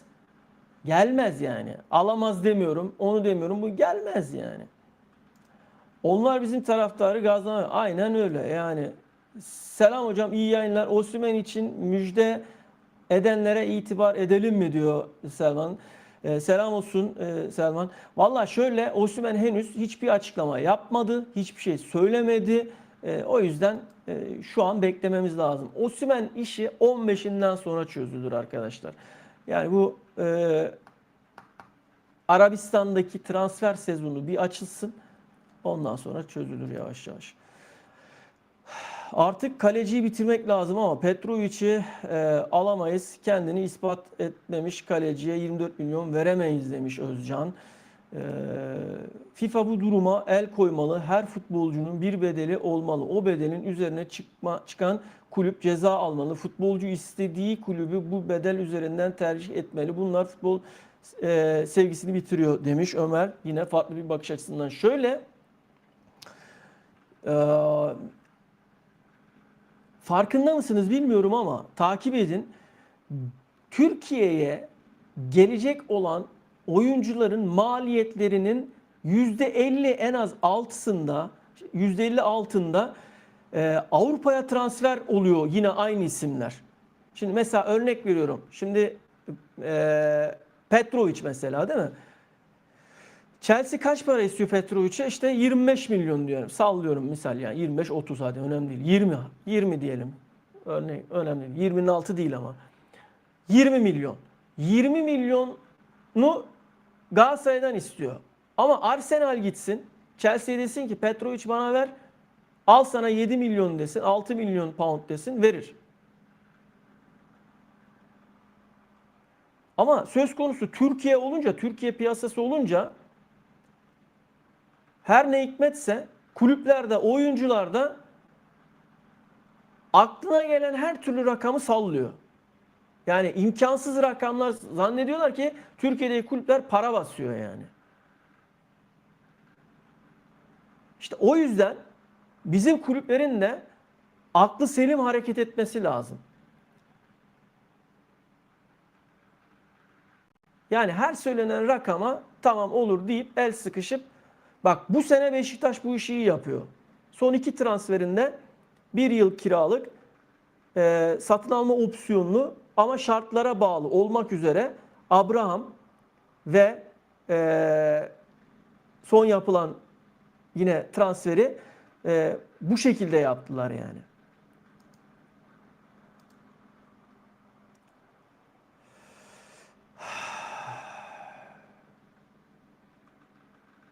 Kayüste'yi. O yazdıkların 21 dakika önceydi. Sonradan öğrenip senin önüne sonradan düşüyor diyor. Selamünaleyküm, iyi geceler, iyi yayınlar demiş Kasım. Aleykümselam, sağ olasın, hoş geldin. Abi bu Maksim'in açıklamaları ne? Biz senden razıyız Maksim'in diyor. Aleykümselam diyor. Koman gelse süper olur. Yunus forvet arkası uçarız diyor.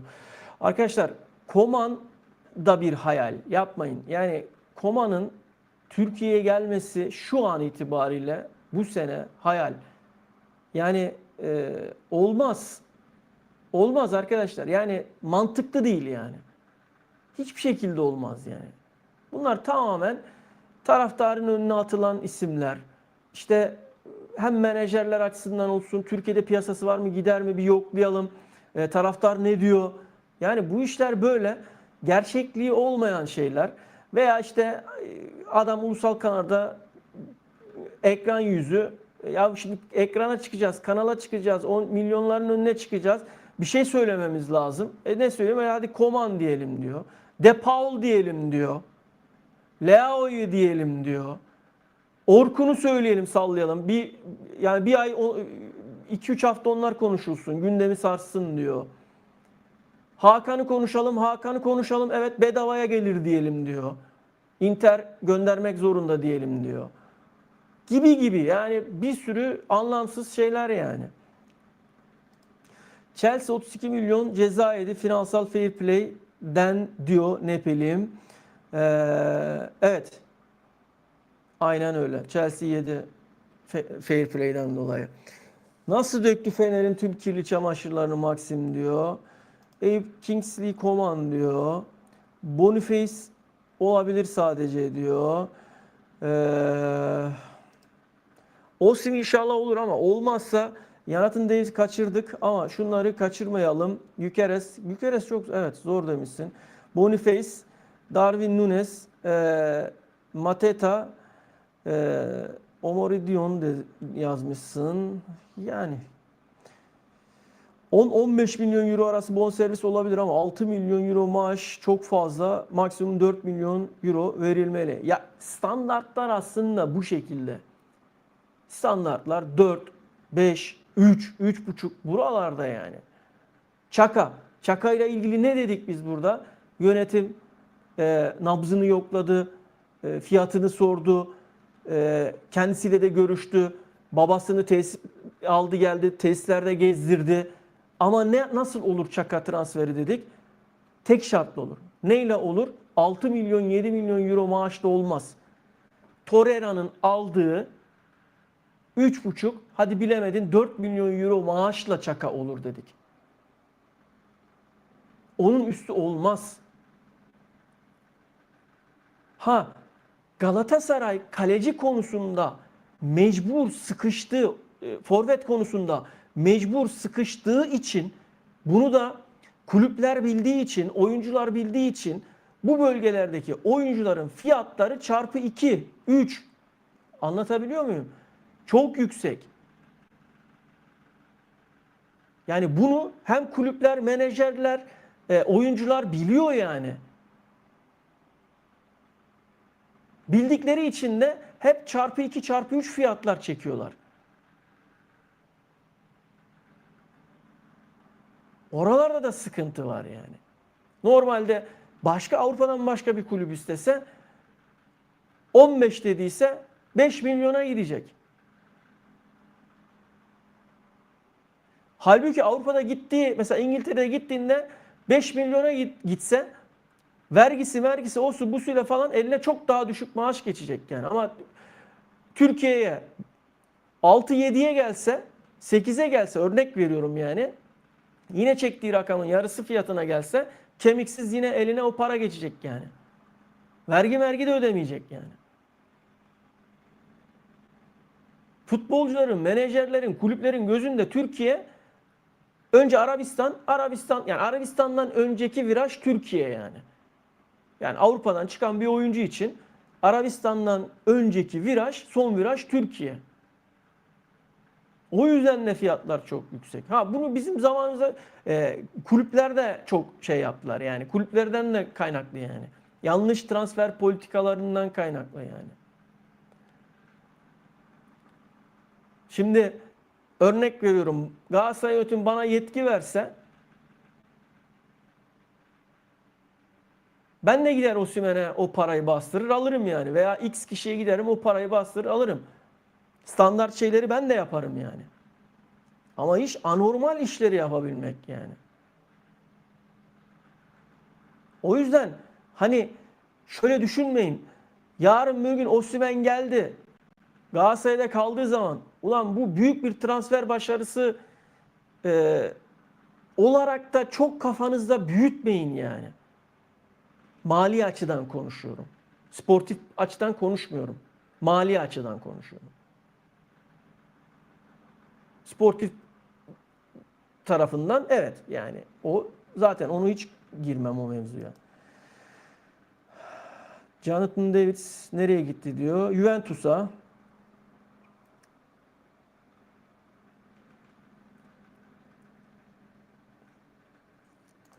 FB dopingten ceza yer mi? Fenerbahçe dopingten ceza yemez. Hiçbir şey olmaz. Ben size söyleyeyim Türker. Galatasaray'ın Sırp kökenli futbolcuları tesisleri kapısından içeri almasın demiş Avni. Farklı bir bakış açısı. Nedenini de yazarsan daha net bilgilendirmiş olursun. Yani düşüncen ne acaba? Niye böyle bir şey söyledin? Bunu da yazarsan iyi olur Avni. Fenerbahçe ceza alacak gibi duruyor. FIFA bakıyormuş bu konuya. Baksın. Baksa bile ceza alacağını zannetmiyorum yani. Zaniolo çok hırslı, dinamik diyor. Acun Efendi Allah'ın sopası yok. Galatasaray'a attığın iftiralara az bile. Bu 3 dönem transfer yasağı bu daha başlangıç demiş. Kevin Mayer 7 milyon piyasa değeri var diyor. History. Stegen yokken Pena duvar oldu resmen. Burada da performansı gayet iyiydi. Kaleci için sadece kurtarmakta yetmiyor ki diyor. Mourinho selam diyor. Selam olsun Mourinho. Sağ olasın. Mauro Icardi selam diyor. Selam olsun Icardi. Sağ olasın. Yardımcı oluyoruz abi. Elimizden geldiğince yazmaya çalışıyoruz diyor. Eyvallah sağ olasın. O şey mevzusu herhalde. Abi katıl üyeliği var mı diyor. Var. Katıl üyeliği var arkadaşlar. Kanka senin geriden geldiğini fark ederek ben takip ediyorum diyor. Eyvallah.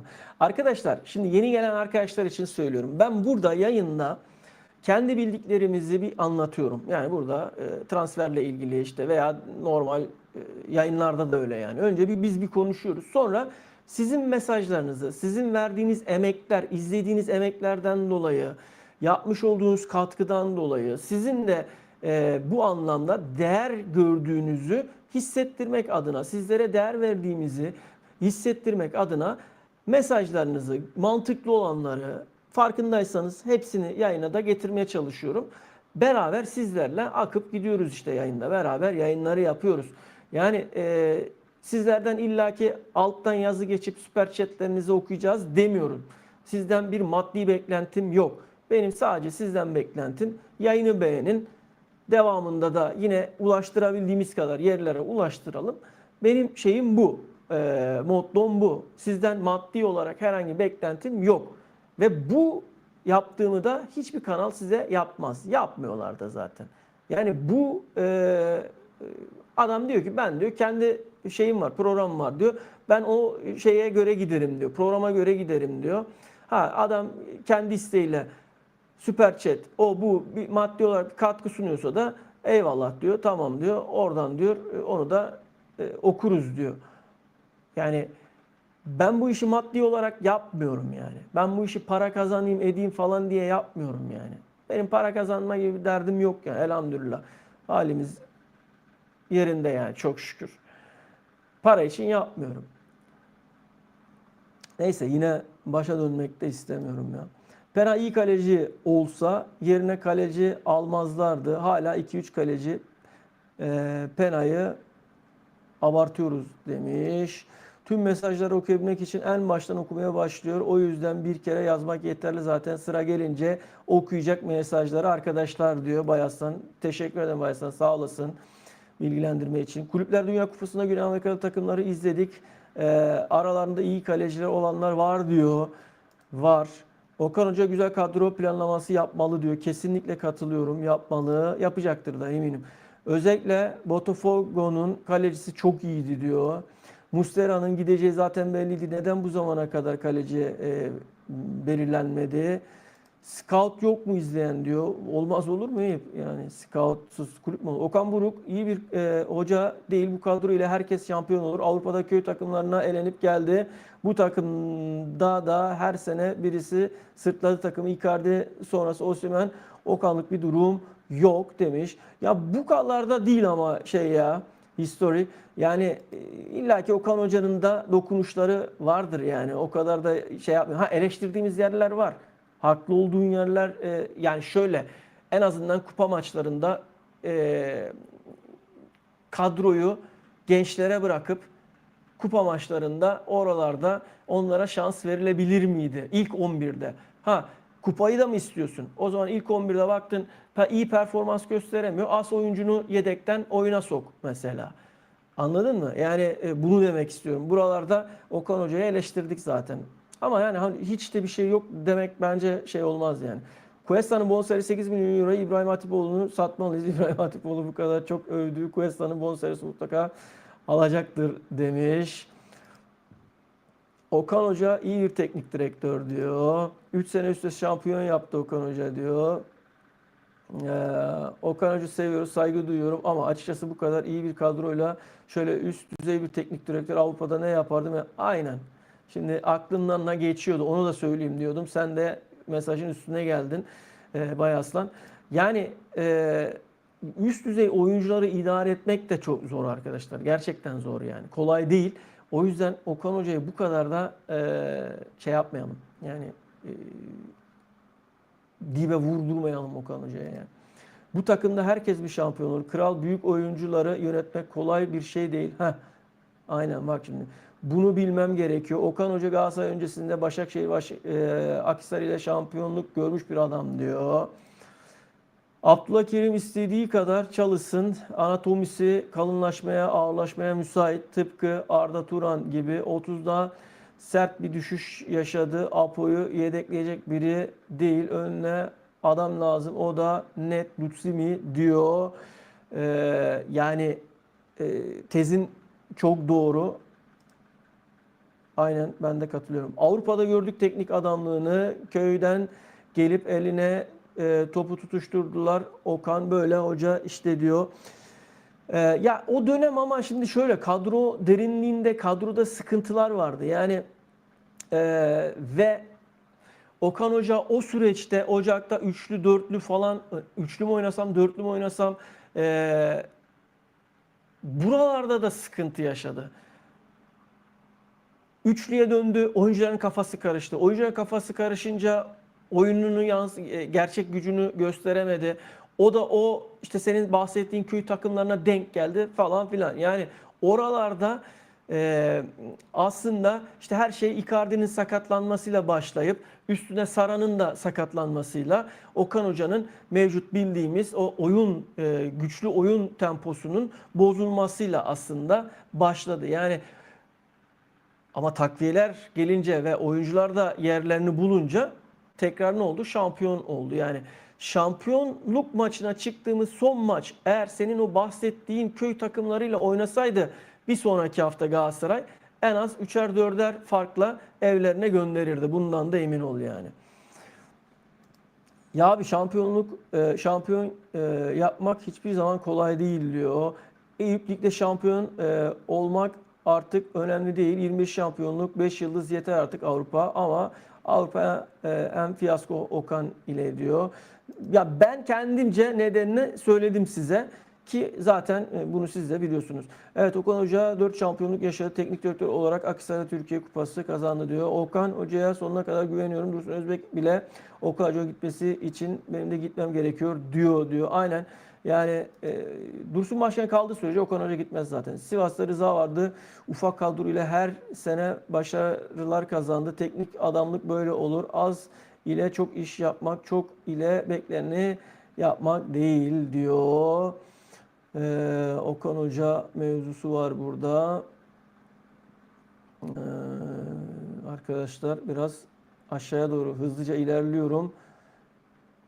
Okan Hoca mevzusunu atlamaya çalışıyorum. Mehmet yeni gelen arkadaşlarımızdan Svilar diyor Mehmet. Mesajını da ekrana getirmiş olalım. Güzel bir kadro planlaması yapılsın. Alternatifli kadro olsun. Elinde Okan Hoca başarılı olur diyor. Yani küçük takımlara yenildiği için Okan Hoca'yı göndermemiz mi gerekiyor diyor. Yok ya bence değil. Barış Alper ile ilgili bir gelişme var mı? Bir de bu Yunus Akgün hala sözleşme. Ya şöyle Yunus imzalamak istiyor. Aslında bunu da konuştuk yayında. Ama menajerleri Euro üzerinden sözleşmenin olmasını istiyor. Galatasaray yönetimi de TL üzerinde diretiyor. Bakalım hangisini. Ama Yunus da menajerlerine bu işi bitirin talimatı da verdi. Yani Yunus istiyor. Barış'la ilgili de şu anda henüz daha belli bir seviyeye gelmiş bir durum yok. Çünkü transferde Zane haricinde Galatasaray gelen teklifler var. Ama gönderme konusunda henüz net bir şey yok. Kaldı ki bu işin yerlisi de var. Galatasaray'ın şu anda 16-17 tane yabancısı var. Şimdi yerlilerde de ihtiyaç var. Ha Barış gider mi? Şöyle gider. Şu ana kadar en iyi teklifi, şu Barış'la ilgili şöyle başlayayım. Şu ana kadar Barış'a teklifler var ama en iyi teklifi Leipzig yaptı. 30 milyon artı bir sonraki satıştan %15 olmak kaydıyla. Bunlar cepte. Tamam mı? Barış'la ilgili. Barış da aslında gitmek istiyor. Ama planlamaya göre Barış gidebilir mi? Bunu da önümüzdeki süreçte, önümüzdeki dönemde hep beraber takip edeceğiz. Sağ bek Kaan, sol bek Berkan ile oynadı Okan Hoca diyor. Mecbur oynadı. Yani Eyüp mecbur oynadığı için değil mi? Yani onu demek istedin galiba.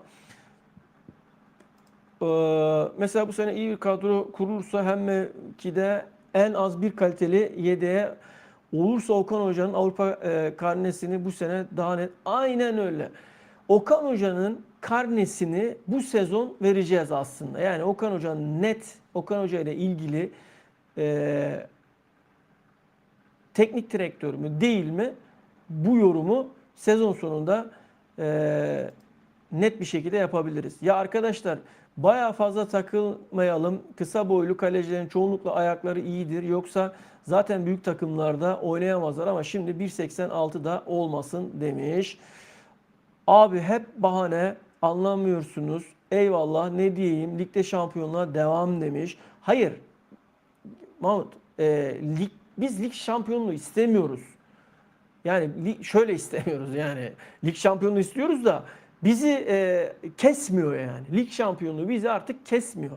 Biz Avrupa'da da eski dönemlerde olduğu gibi Şampiyonlar Ligi'nin yıldızlarından bir tanesi, kuruluşundaki yıldızlarından bir tanesi Galatasaray ise biz o yıldızların içerisinde tekrar olmak istiyoruz.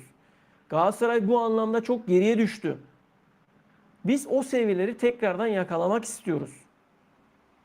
%100 haklısınız. O yüzden bu sezon e, yani şeyi yok. Bahanesi yok yani. Bu sezonun bahanesi yok. Transferde sıkıştırmadı kimse sizi. Son dakika transferi yapmanız için herhangi bir neden yok. Para desen, transfer yapabilecek kadar para da var şu anda. Yani planlamaya göre iyi gidersen. Kadronu da oynayacağın sisteme göre yeni transferleri oturturursan bu işin bahanesi kalmaz yani. Ama kalkıp da şimdi Şampiyonlar Ligi'ndeki takımlara baktığımız zaman yani gene şansımız zor yani. Yani bu sene için yine şansımız zor diye düşünüyorum. İnşallah ben yanılırım. Güzel işler döner ama yani Serkan Bitlis'ten selam, program harika diyor. Bitlis'e benden de Bitlis'e selamlar, saygılar Serkan. Teşekkür ediyorum. Nacizane bir şeyler yapmaya çalışıyoruz. Galatasaray Sivil falan olmaz arkadaşlar. Benfica gitmiş. Benfica B takımına yollamışlar. Anderlecht, Roma bildiğin el bombası diyor. Kassam kanka Barış'la ilgili daha bir şey yok. Konuşmadı diyor. İyi bir kaleci 30-40 ver kurtul diyor. Olabilir. Futbolda her sonuç olabilir. Bu sene Okan Hoca çok başarılı olacaktır. Selman engelle gitsin hocam.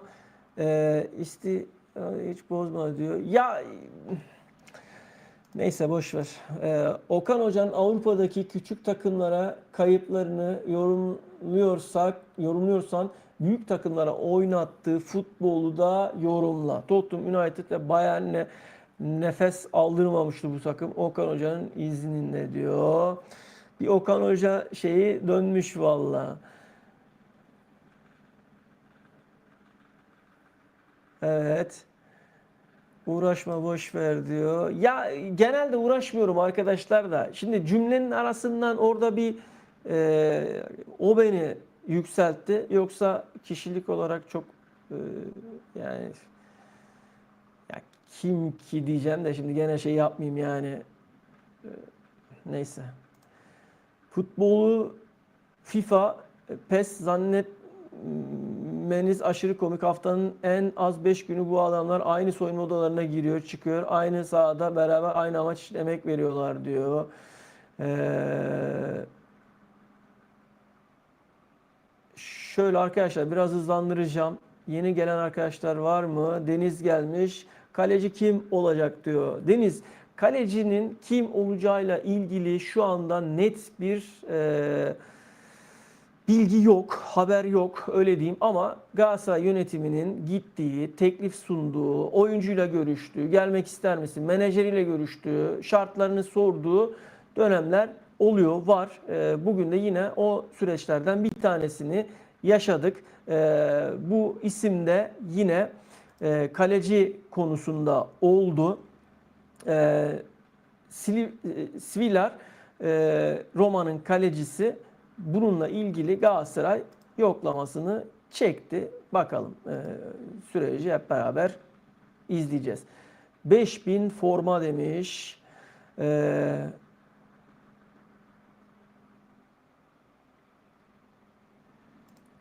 Beyler foto aldım chat'i bu sene sonunda yine konuşalım anlaştık mı bu sefer bahanelerimiz ne olacak merak ediyorum. Bu senenin bahanesi yok Mahmut. Ben zannetmiyorum. Abi sence Osimhen'in durumu ne olur? Kısa öz kalır mı gider mi? Vallahi Serkan yani inan ki e, ya ben şöyle söyleyeyim.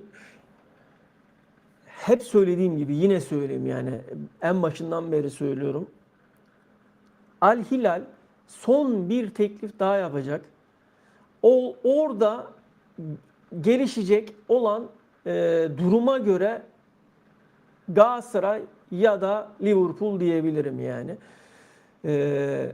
Onun dışında şu anda mevcut gündemde herhangi bir takım da yok. Herhangi bir ilgi de yok. Sonrasında olur mu? Ya da Osimhen bütün bunların hepsinin üstüne bir anda çizgi çektirip kendisi bir paylaşımla Galatasaray'da kalacağını yazar mı sosyal medyada? Bütün bunları, spekülasyonları ortadan kaldıracak bir paylaşım yapar mı? Bunların hepsini önümüzdeki süreçte takip edeceğiz. Ama henüz şöyle söyleyeyim, Osimhen'in bir karar vermiş durumu yok. Ne Galatasaray'a, ne bir Al Hilal'e, ne bir başka takıma, Liverpool'a falan yani. Bekliyor. Şeyi bekliyor. Şöyle söyleyeyim daha doğrusu. 75 milyon euroluk zorunlu satın alma maddesinin düşmesini bekliyor. Ondan sonra yavaş yavaş şekillenir. O da önümüzde yani ayın 15'inden sonra falan.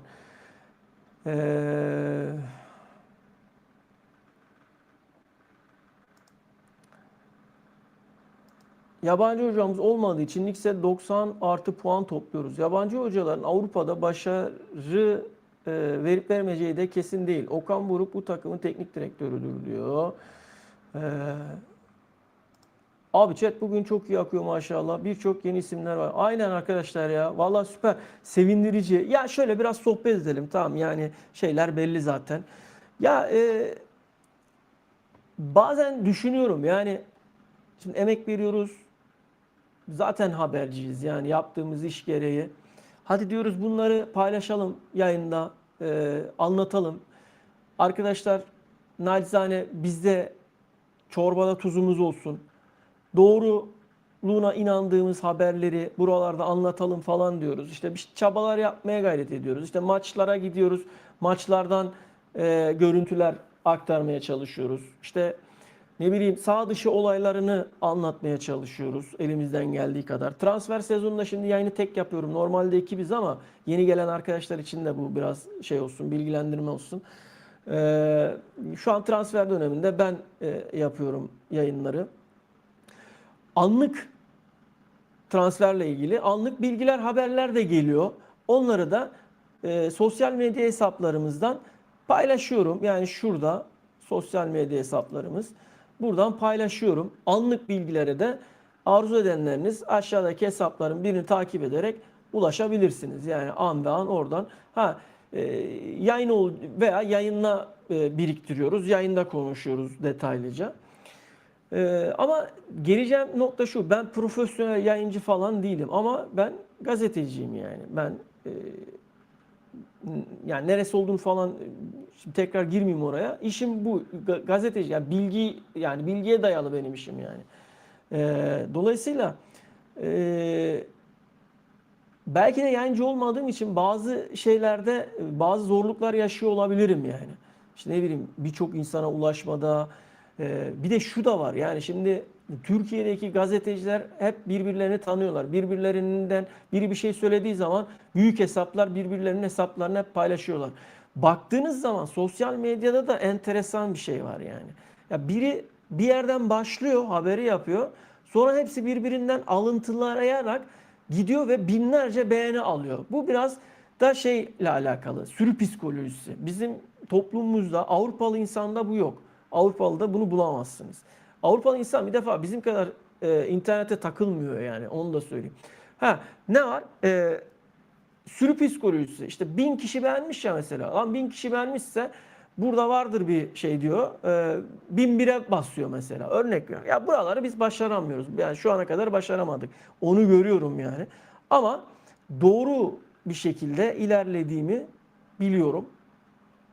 Doğru bir şekilde de ilerlemeye devam edeceğim. Ha, bu iş biraz emek, zaman falan buralara alakalı bir şey. İnsan mesela yeni gelenler için özellikle yeni geldiği zaman şöyle bir baktığı zaman sen ne anlatıyorsun, ne ediyorsun? Eğer buralarda onun düşüncesine, kafasına girebiliyorsan kanalda kalıyor. Eğer yoksa az önceki arkadaş gibi işte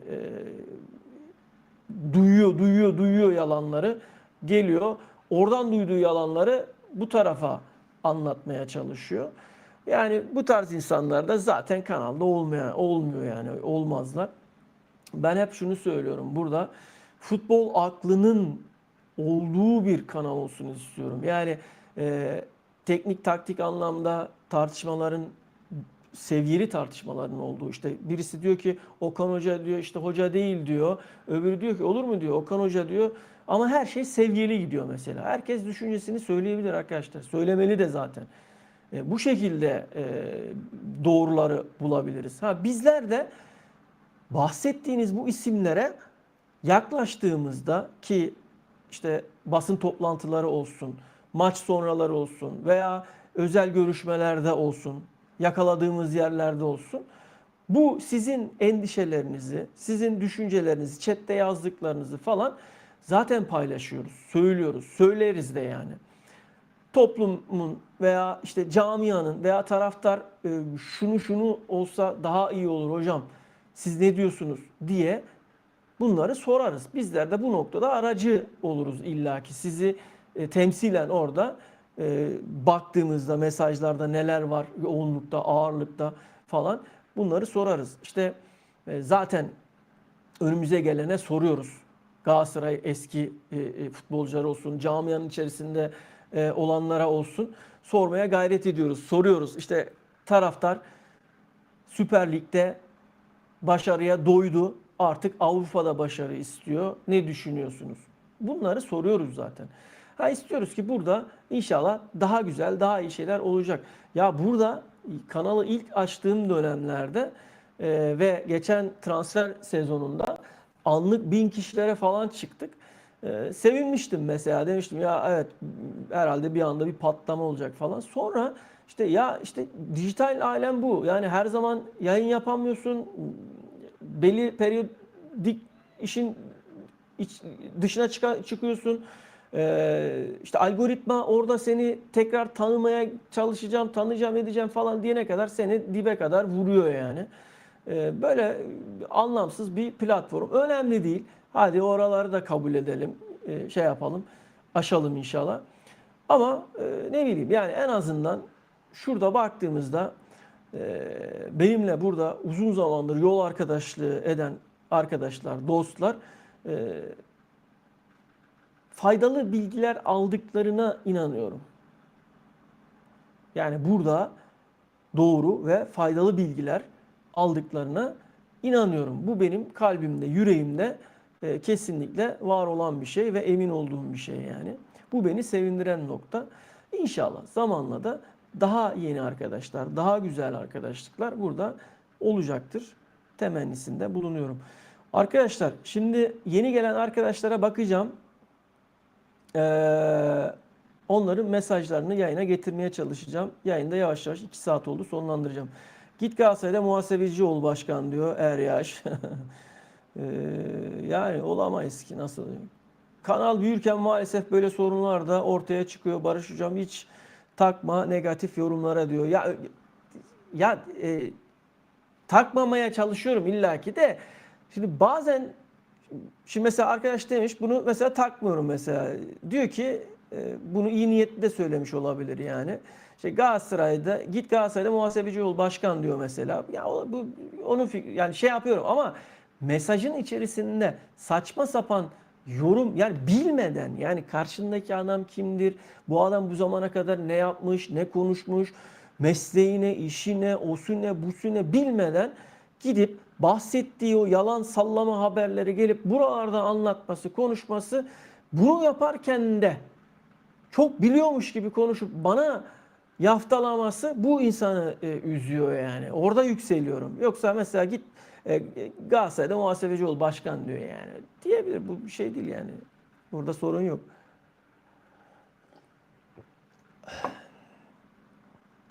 Neden ağlıyor musun diyor. Kim ağlıyor lan? İyi yayınlar diyor. Sağ olasın. Teşekkür ediyorum. Zaniolo İtalyan Emre Mor'dan fazla değil. Kalırsa elimizde patlar. 3-5 demeden gönderilmeli diyor. Kassan Barış benim yorumlar geliyor mu diyor. Geliyor. Okuyorum yorumları. Ama şöyle şu saatten itibaren, şu ana itibaren yeni yazan arkadaşların mesajlarına öncelik vereceğim. Arkadaşlar tartışmak yerine merak ettiğimiz soruları soralım. Çok değerli ve doğru bilgiler alıyoruz. Tartışmaya gerek var mı diyor. Barış Hoca geçen sezon Zaniolo gelmek istemiyordu. Öyle değil mi? Nasıl istek gelmiş birden diyor. Ne demek? Gelmek istemiyordu. Öyle değil. Ya gelmek istemiyor. Hala oynamak istemiyor. Yani antrenmana çıktı diye sözleşmeli oyuncu gelip antrenmana çıktı diye yani bu iş böyle. Hadi Galatasaray direkt Şampiyonlar Ligi'ne gitmeseydi, şampiyon olamasaydı ne olacaktı? Bu kadar sevgi, bu kadar aşk şehvetiyle dolacak mıydı tekrardan Zaniolo? Niye gelmek isteyebilir? Elimden geldiğince yine orada Şampiyonlar Ligi'nde gösterip Galatasaray'dan bir an önce gider miyim tekrardan diye. Değil mi?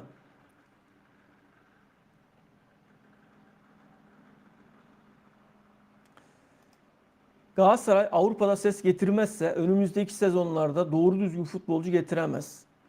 Gelmezler. Bizim ligi takan yok. Sırf Fener'e kaptırmayalım ligi. Kupa Avrupa olmasın demek. Aynen öyle. Kesinlikle katılıyorum.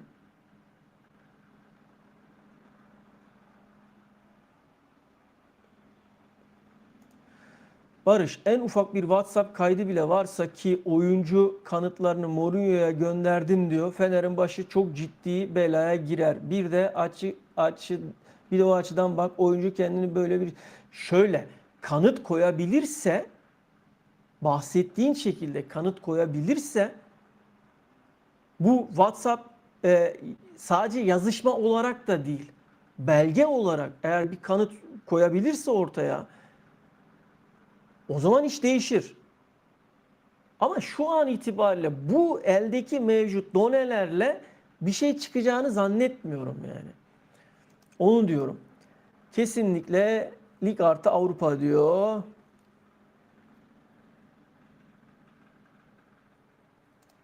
Abi geriden geliyorum. Ben de sana şunu söyleyeyim. Bir tane bile medyaya çıkmamış bir kaleci var. Bu kaleciyi alacaklar. Çok üst düzey kaleci. Abi göreceksiniz, ismi bende kalsın diyor vezir. Eyvallah, tamam, olabilir.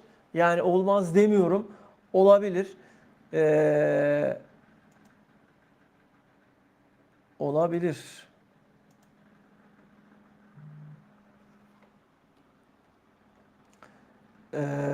Bir saniye bir şeye bakacağım arkadaşlar. Çok kısa. Çok kısa.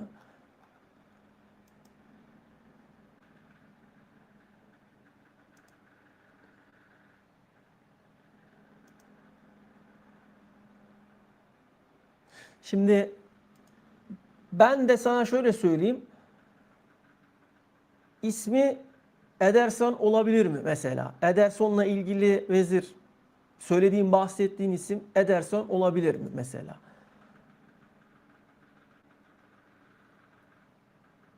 Arkadaşlar şöyle dediğim gibi mesajlarınızı, kaleci alacaklar abi kesin. 10-15 gün içerisinde Osimhen kaleci sürdürülmüş olacak. Abi hatta medyada olmayan çok iyi bir kaleci var. Galatasaray onu alacak abi. Medyada ismi çıkmadı diyor vezir. Tamam. Ali diyor ki bro kulaklıkta sendeyim. Portekiz'den selamlar demiş. Eyvallah bro sağ olasın. Portekiz'e de selamlar. Sağ olasın. Evet. Arkadaşlar dediğim gibi yani mesajlarınızı sohbetler var. Halil'den de var mesaj. Hakan'ı kiralayalım, bonservis ödemeyelim diyor. İşte internette kiralık verir mi Halil? Yani verirse olur niye olmasın yani. Günay bize yeter demiş. 200 milyonluk takımla bu lig şampiyon olamıyorsak bırak bu mesleği kardeşim demiş. Hocam en çok senin kanalı izliyorum ve yorumlarını ve yayını akışını beğeniyorum. Seviliyorsun demiş. Eyvallah sağ olasın teşekkür ediyorum. Ya şöyle başkalarını da izleyin illaki ama neden izleyin? Kıyaslama yapabilin yani. Onu demek istiyorum. Yani oradaki ilerleyen süreçleri, orada neler konuşulmuş baştan sona kadar falan bunları işte burada neler konuşuluyor. O kıyaslamayı, doğru kıyaslamayı yapabilmeniz için diğer kanalları da izleyin.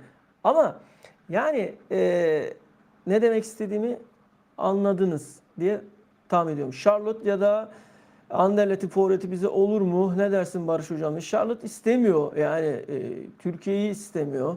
Fener'le menajerler aracılığıyla bir haber gitti ama Fener'de bilmiyorum. Yani golcüsünü aldı. Oradan da bir şey çıkmaz. Sanmıyorum. Adamın derdi para değil, doğru ya da yanlış haber. Tutun ya da tutmayın. Çoğu Galatasaray üzerinden ekmek yemek peşinde. Sürekli süper chat isteyip like beğeni tamam para kazan da samimi ol diyor Sadık. Okumak istedim. Kaleci kim abi söyler misin? Murat söyledim vallahi. Yayını başa al. Sana zahmet. Ya da açıklamalara bir bak. Yayını başa alır izlersen daha iyi olur. Biraz da oradan kanalı öne çıkartabilirsin izlenmeyle. Soner geldi. Geçen yıl Avrupa'da elenmemizin en büyük sebebi yanlış transfer politikasıydı diyor. İlk 8'e kalması garanti olan takım kimlere yenildi Avrupa'da diyor. Abi bu yalanları söyleyen genelde Mehmet Özcan diyor. Ben isim vermeyeyim arkadaşlara ya. Evet. Mustafa geldi kardeşim. Selamlar iyi yayınlar diyor. Sağ olasın Mustafa. Selamlar.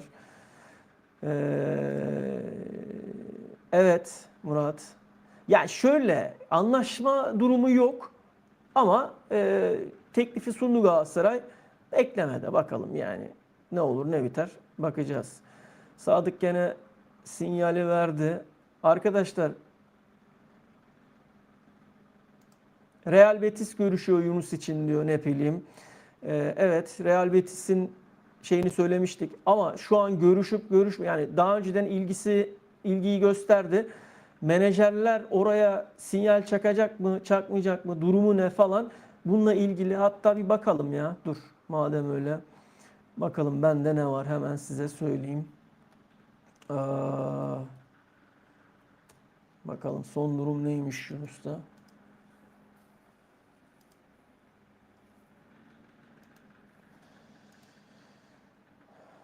Valla en son 25 gün önce bahsettiğimiz haber onun yani Real Betis'le ilgili olan tarafını söylüyorum. Onun dışında Betis'le ilgili herhangi bir ilerleme yok.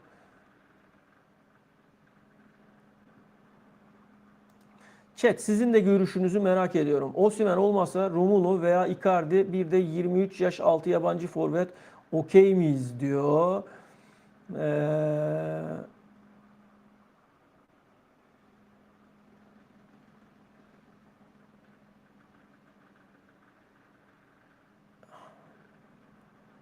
Mustafa kalbi bırakmış.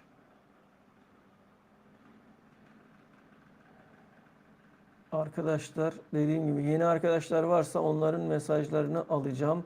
Aslında Kolombiyalı kaleci 7-8 milyona biter. 2-3 milyon da maaşı verirsin. Maksimum 10-11 milyon o maliyet olur. Daha ne arıyoruz? Adam gibi kaleci işte diyor.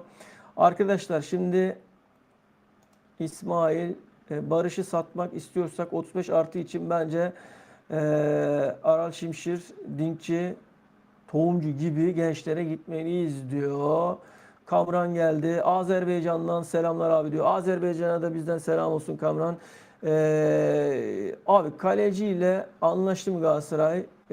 Kaç bahçe Galatasaray isterse ona kaçar. Onun için futbol yok. Ee,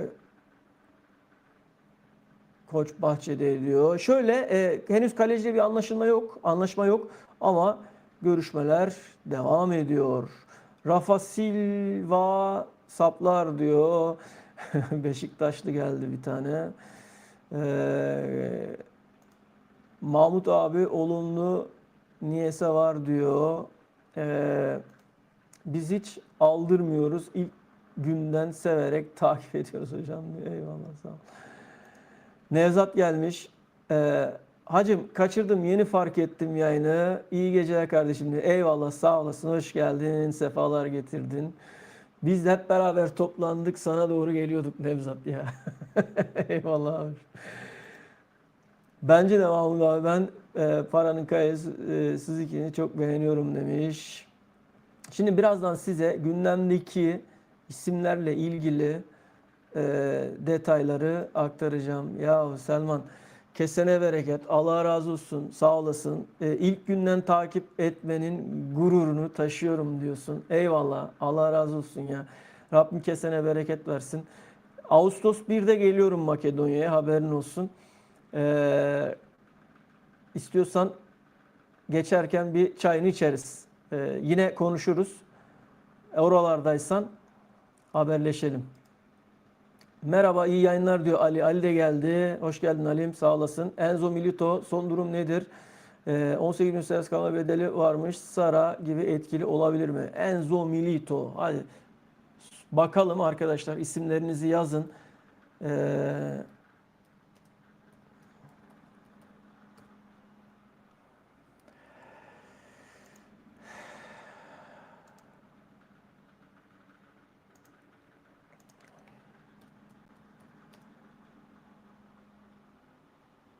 Enzo Milito.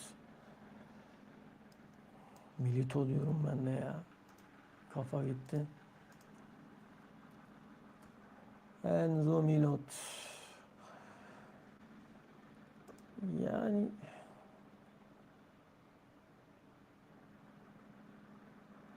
ya şöyle Galatasaray'ın listesinde olan bir isim ama eee Dortmund, Tottenham, Arsenal, Real Madrid, Al Nassr da ilgileniyor. Barcelona, Liverpool, Manchester City, Chelsea, Galatasaray, Bayer Leverkusen şeklinde gidiyor. Yani Galatasaray'a gelme ihtimali çok düşük. Öyle söyleyeyim Ali.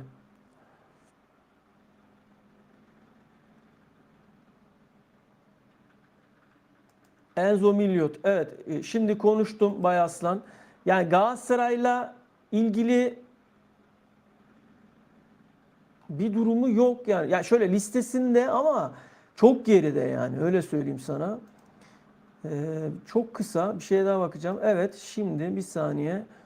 Abi 186 gün önce bir girişim olmuş sanki. Bir saniye. Galatasaray'ın 8 gol atıp 5 gol pası veren hücum orta saha oyuncusu Millet için 18 milyon euro gözden çıkardı. Oyuncunun sezon sonunda aynı miktarda serbest kalma maddesi olduğu biliniyor. Fransa U23 milli takımında yer edinen yetenekli oyuncuyla Avrupa'daki birçok kulübün ilgilendiği de söyleniyor. Galatasaray'ın Mikao Tatsu'ya teklif yapmasının ardından. Yani bu okuduğum haber yani bilgi haber 186 gün öncekini okuyorum yani. Oradan kalma bir haber. Yeni sıcak bir gelişme yok.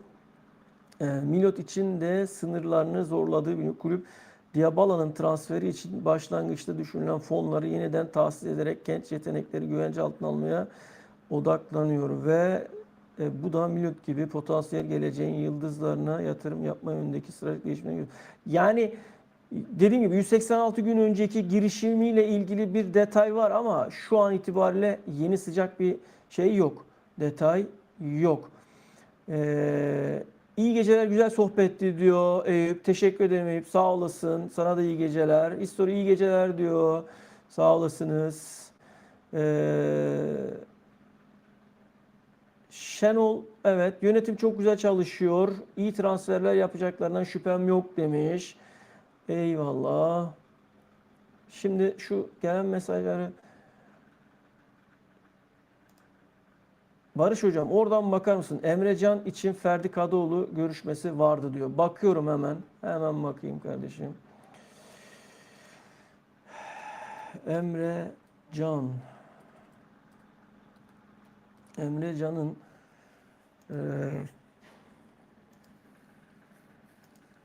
abi bir sene önce haberi var. Hiç girmeyeyim o konuya. Ferdi Kadıoğlu ile ilgili bugün böyle bir şeyler görür gibi oldum ama daha önceden biliyorsunuz onun şeyini yapmıştım, paylaşımını.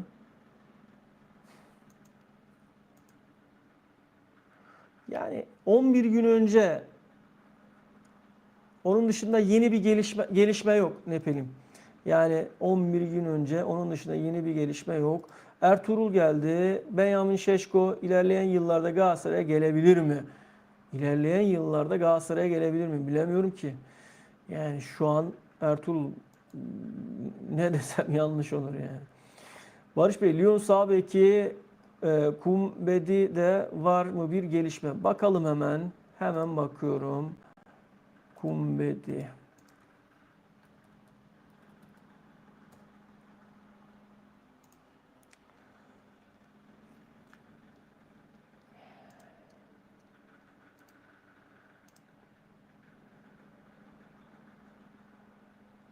Yani Lyon satmaya karar vermiş ama Galatasaray ilgisi yok. Monaco, Bologna, Ajax, ondan sonra Reims, Nantes, Rennes, Strasbourg gibi takımlar var. Yani Kumbedi ile ilgili Galatasaray girişimi yok. Şu an yok. Ama hani yarın bir şey olur, yarın çıkar falan açıkçası takip ederiz yani. Şimdi arkadaşlar şöyle yapalım. Ben size yayını kapatmadan önce ligimizde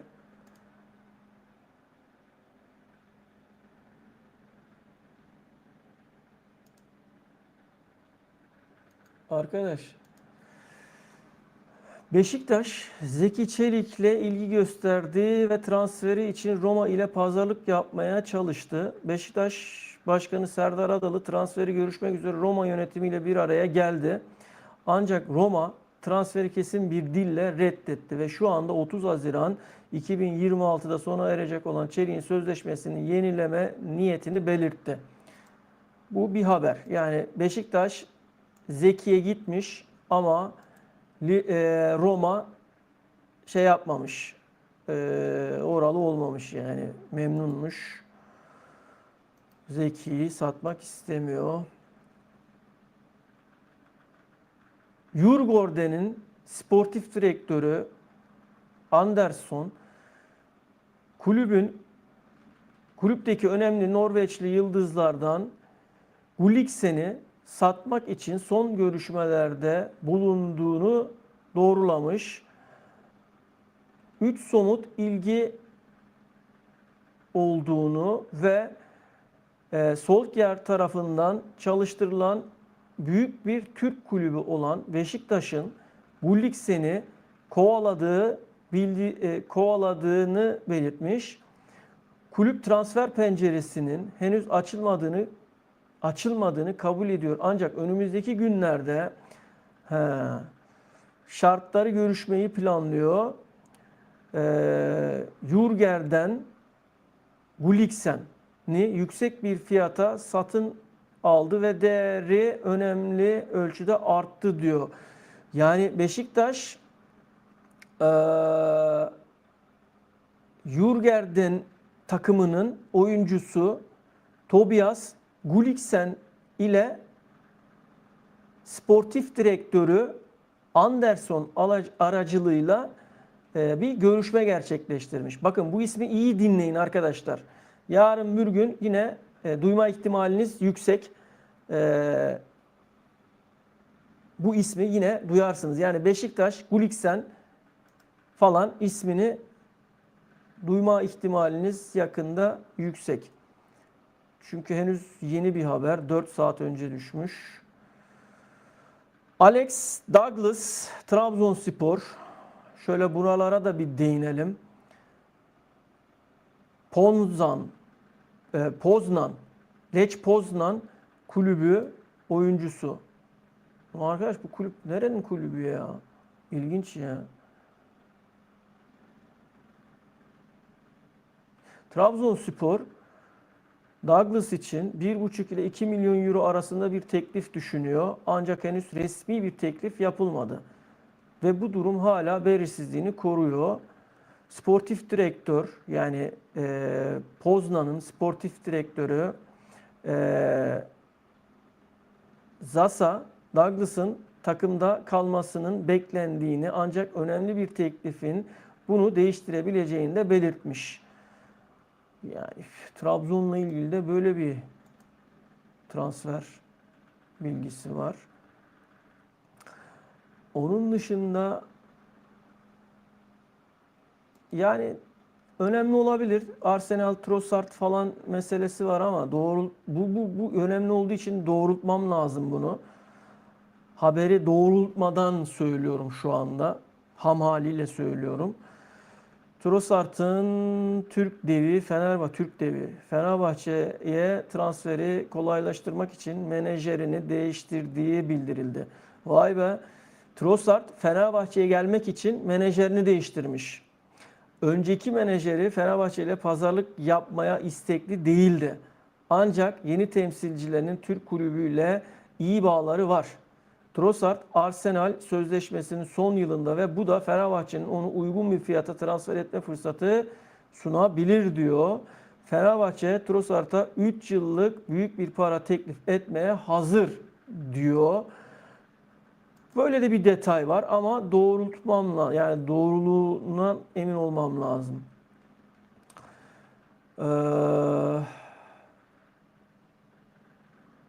Pina var. Trabzonspor yine. Estoril'in oyuncusu Pina. Sağ bek.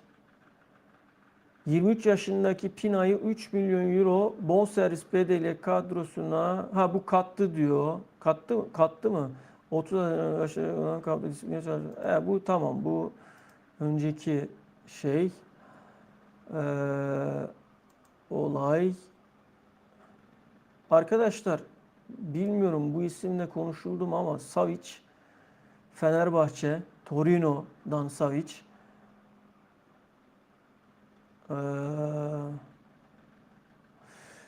Fenerbahçe 28 yaşındaki Sırp kaleci Savic'i transfer etmekle ilgilendiğini açıkladı. 2,02 metrelik boyuyla dikkat çeken Savic hava toplarında ve birebir pozisyonlarda başarılı. Torino'daki güvenilir performansıyla Serie A, Bundesliga ve Premier Lig'den birçok Avrupa kulübünün dikkatini çekti. Mourinho'nun fiziksel olarak güçlü ve deneyimli bir kaleciye olan tercihinin Fenerbahçe'nin bu transferi güvence altına alma kararlılığını arttırdığı bildiriliyor. Torino ile resmi görüşmelerin yakında başlaması bekleniyor. Çünkü İtalyan kulübünün transfer bedelinin müzakere edilmesine bağlı olarak kaleciyi satmaya istekli olduğu bildiriliyor. Savic'in piyasa değerinin yaklaşık 16 milyon euro olduğu tahmin ediliyor ve Fenerbahçe transferi makul bir fiyata tamamlamak istiyor. Savic bilmiyorum var mıydı öyle bir haber Savic ile ilgili? Duydunuz mu? Bilmiyorum. Ee,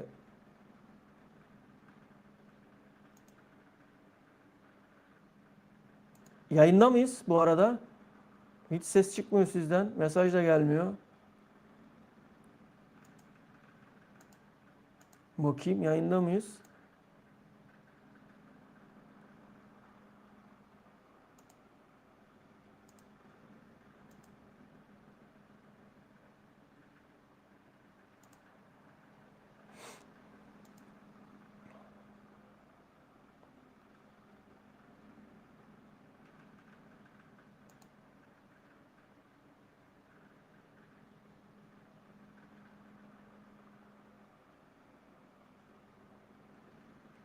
Yayındayız.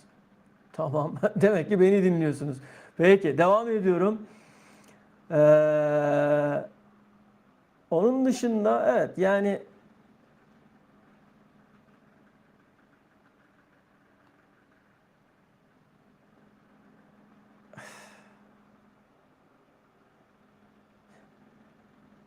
evet onun dışında şu anda yani kayda değer şu var. Samsunspor Ravuk takımından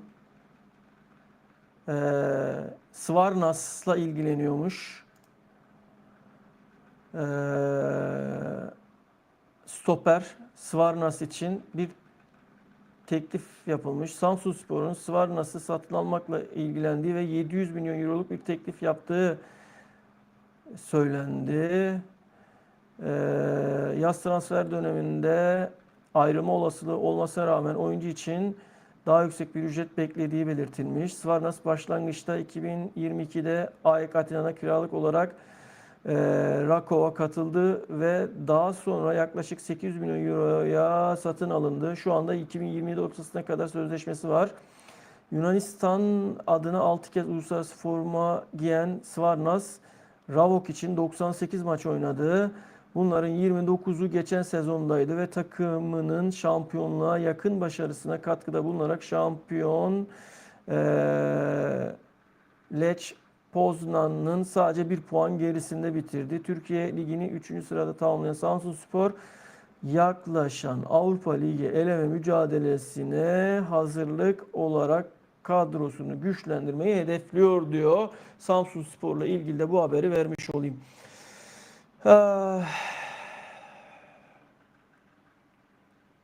Arkadaşlar ben müsaade istiyorum. Gösterdiğiniz ilgi alakadan dolayı hepinize çok teşekkür ediyorum. Yani dediğim gibi anlık haberlerde sosyal medyadan paylaşımlar yapacağım. Yine yayınlarda da genel bilgiler aktaracağım hepinize. Gösterdiğiniz ilgi için hepinize çok teşekkür ediyorum. Sürçülisan ettiysem affola, kusuruma bakmayın. Allah'a emanet olun. Hayırlı akşamlar diliyorum. Bir dahaki yayında görüşünceye dek hoşça kalın.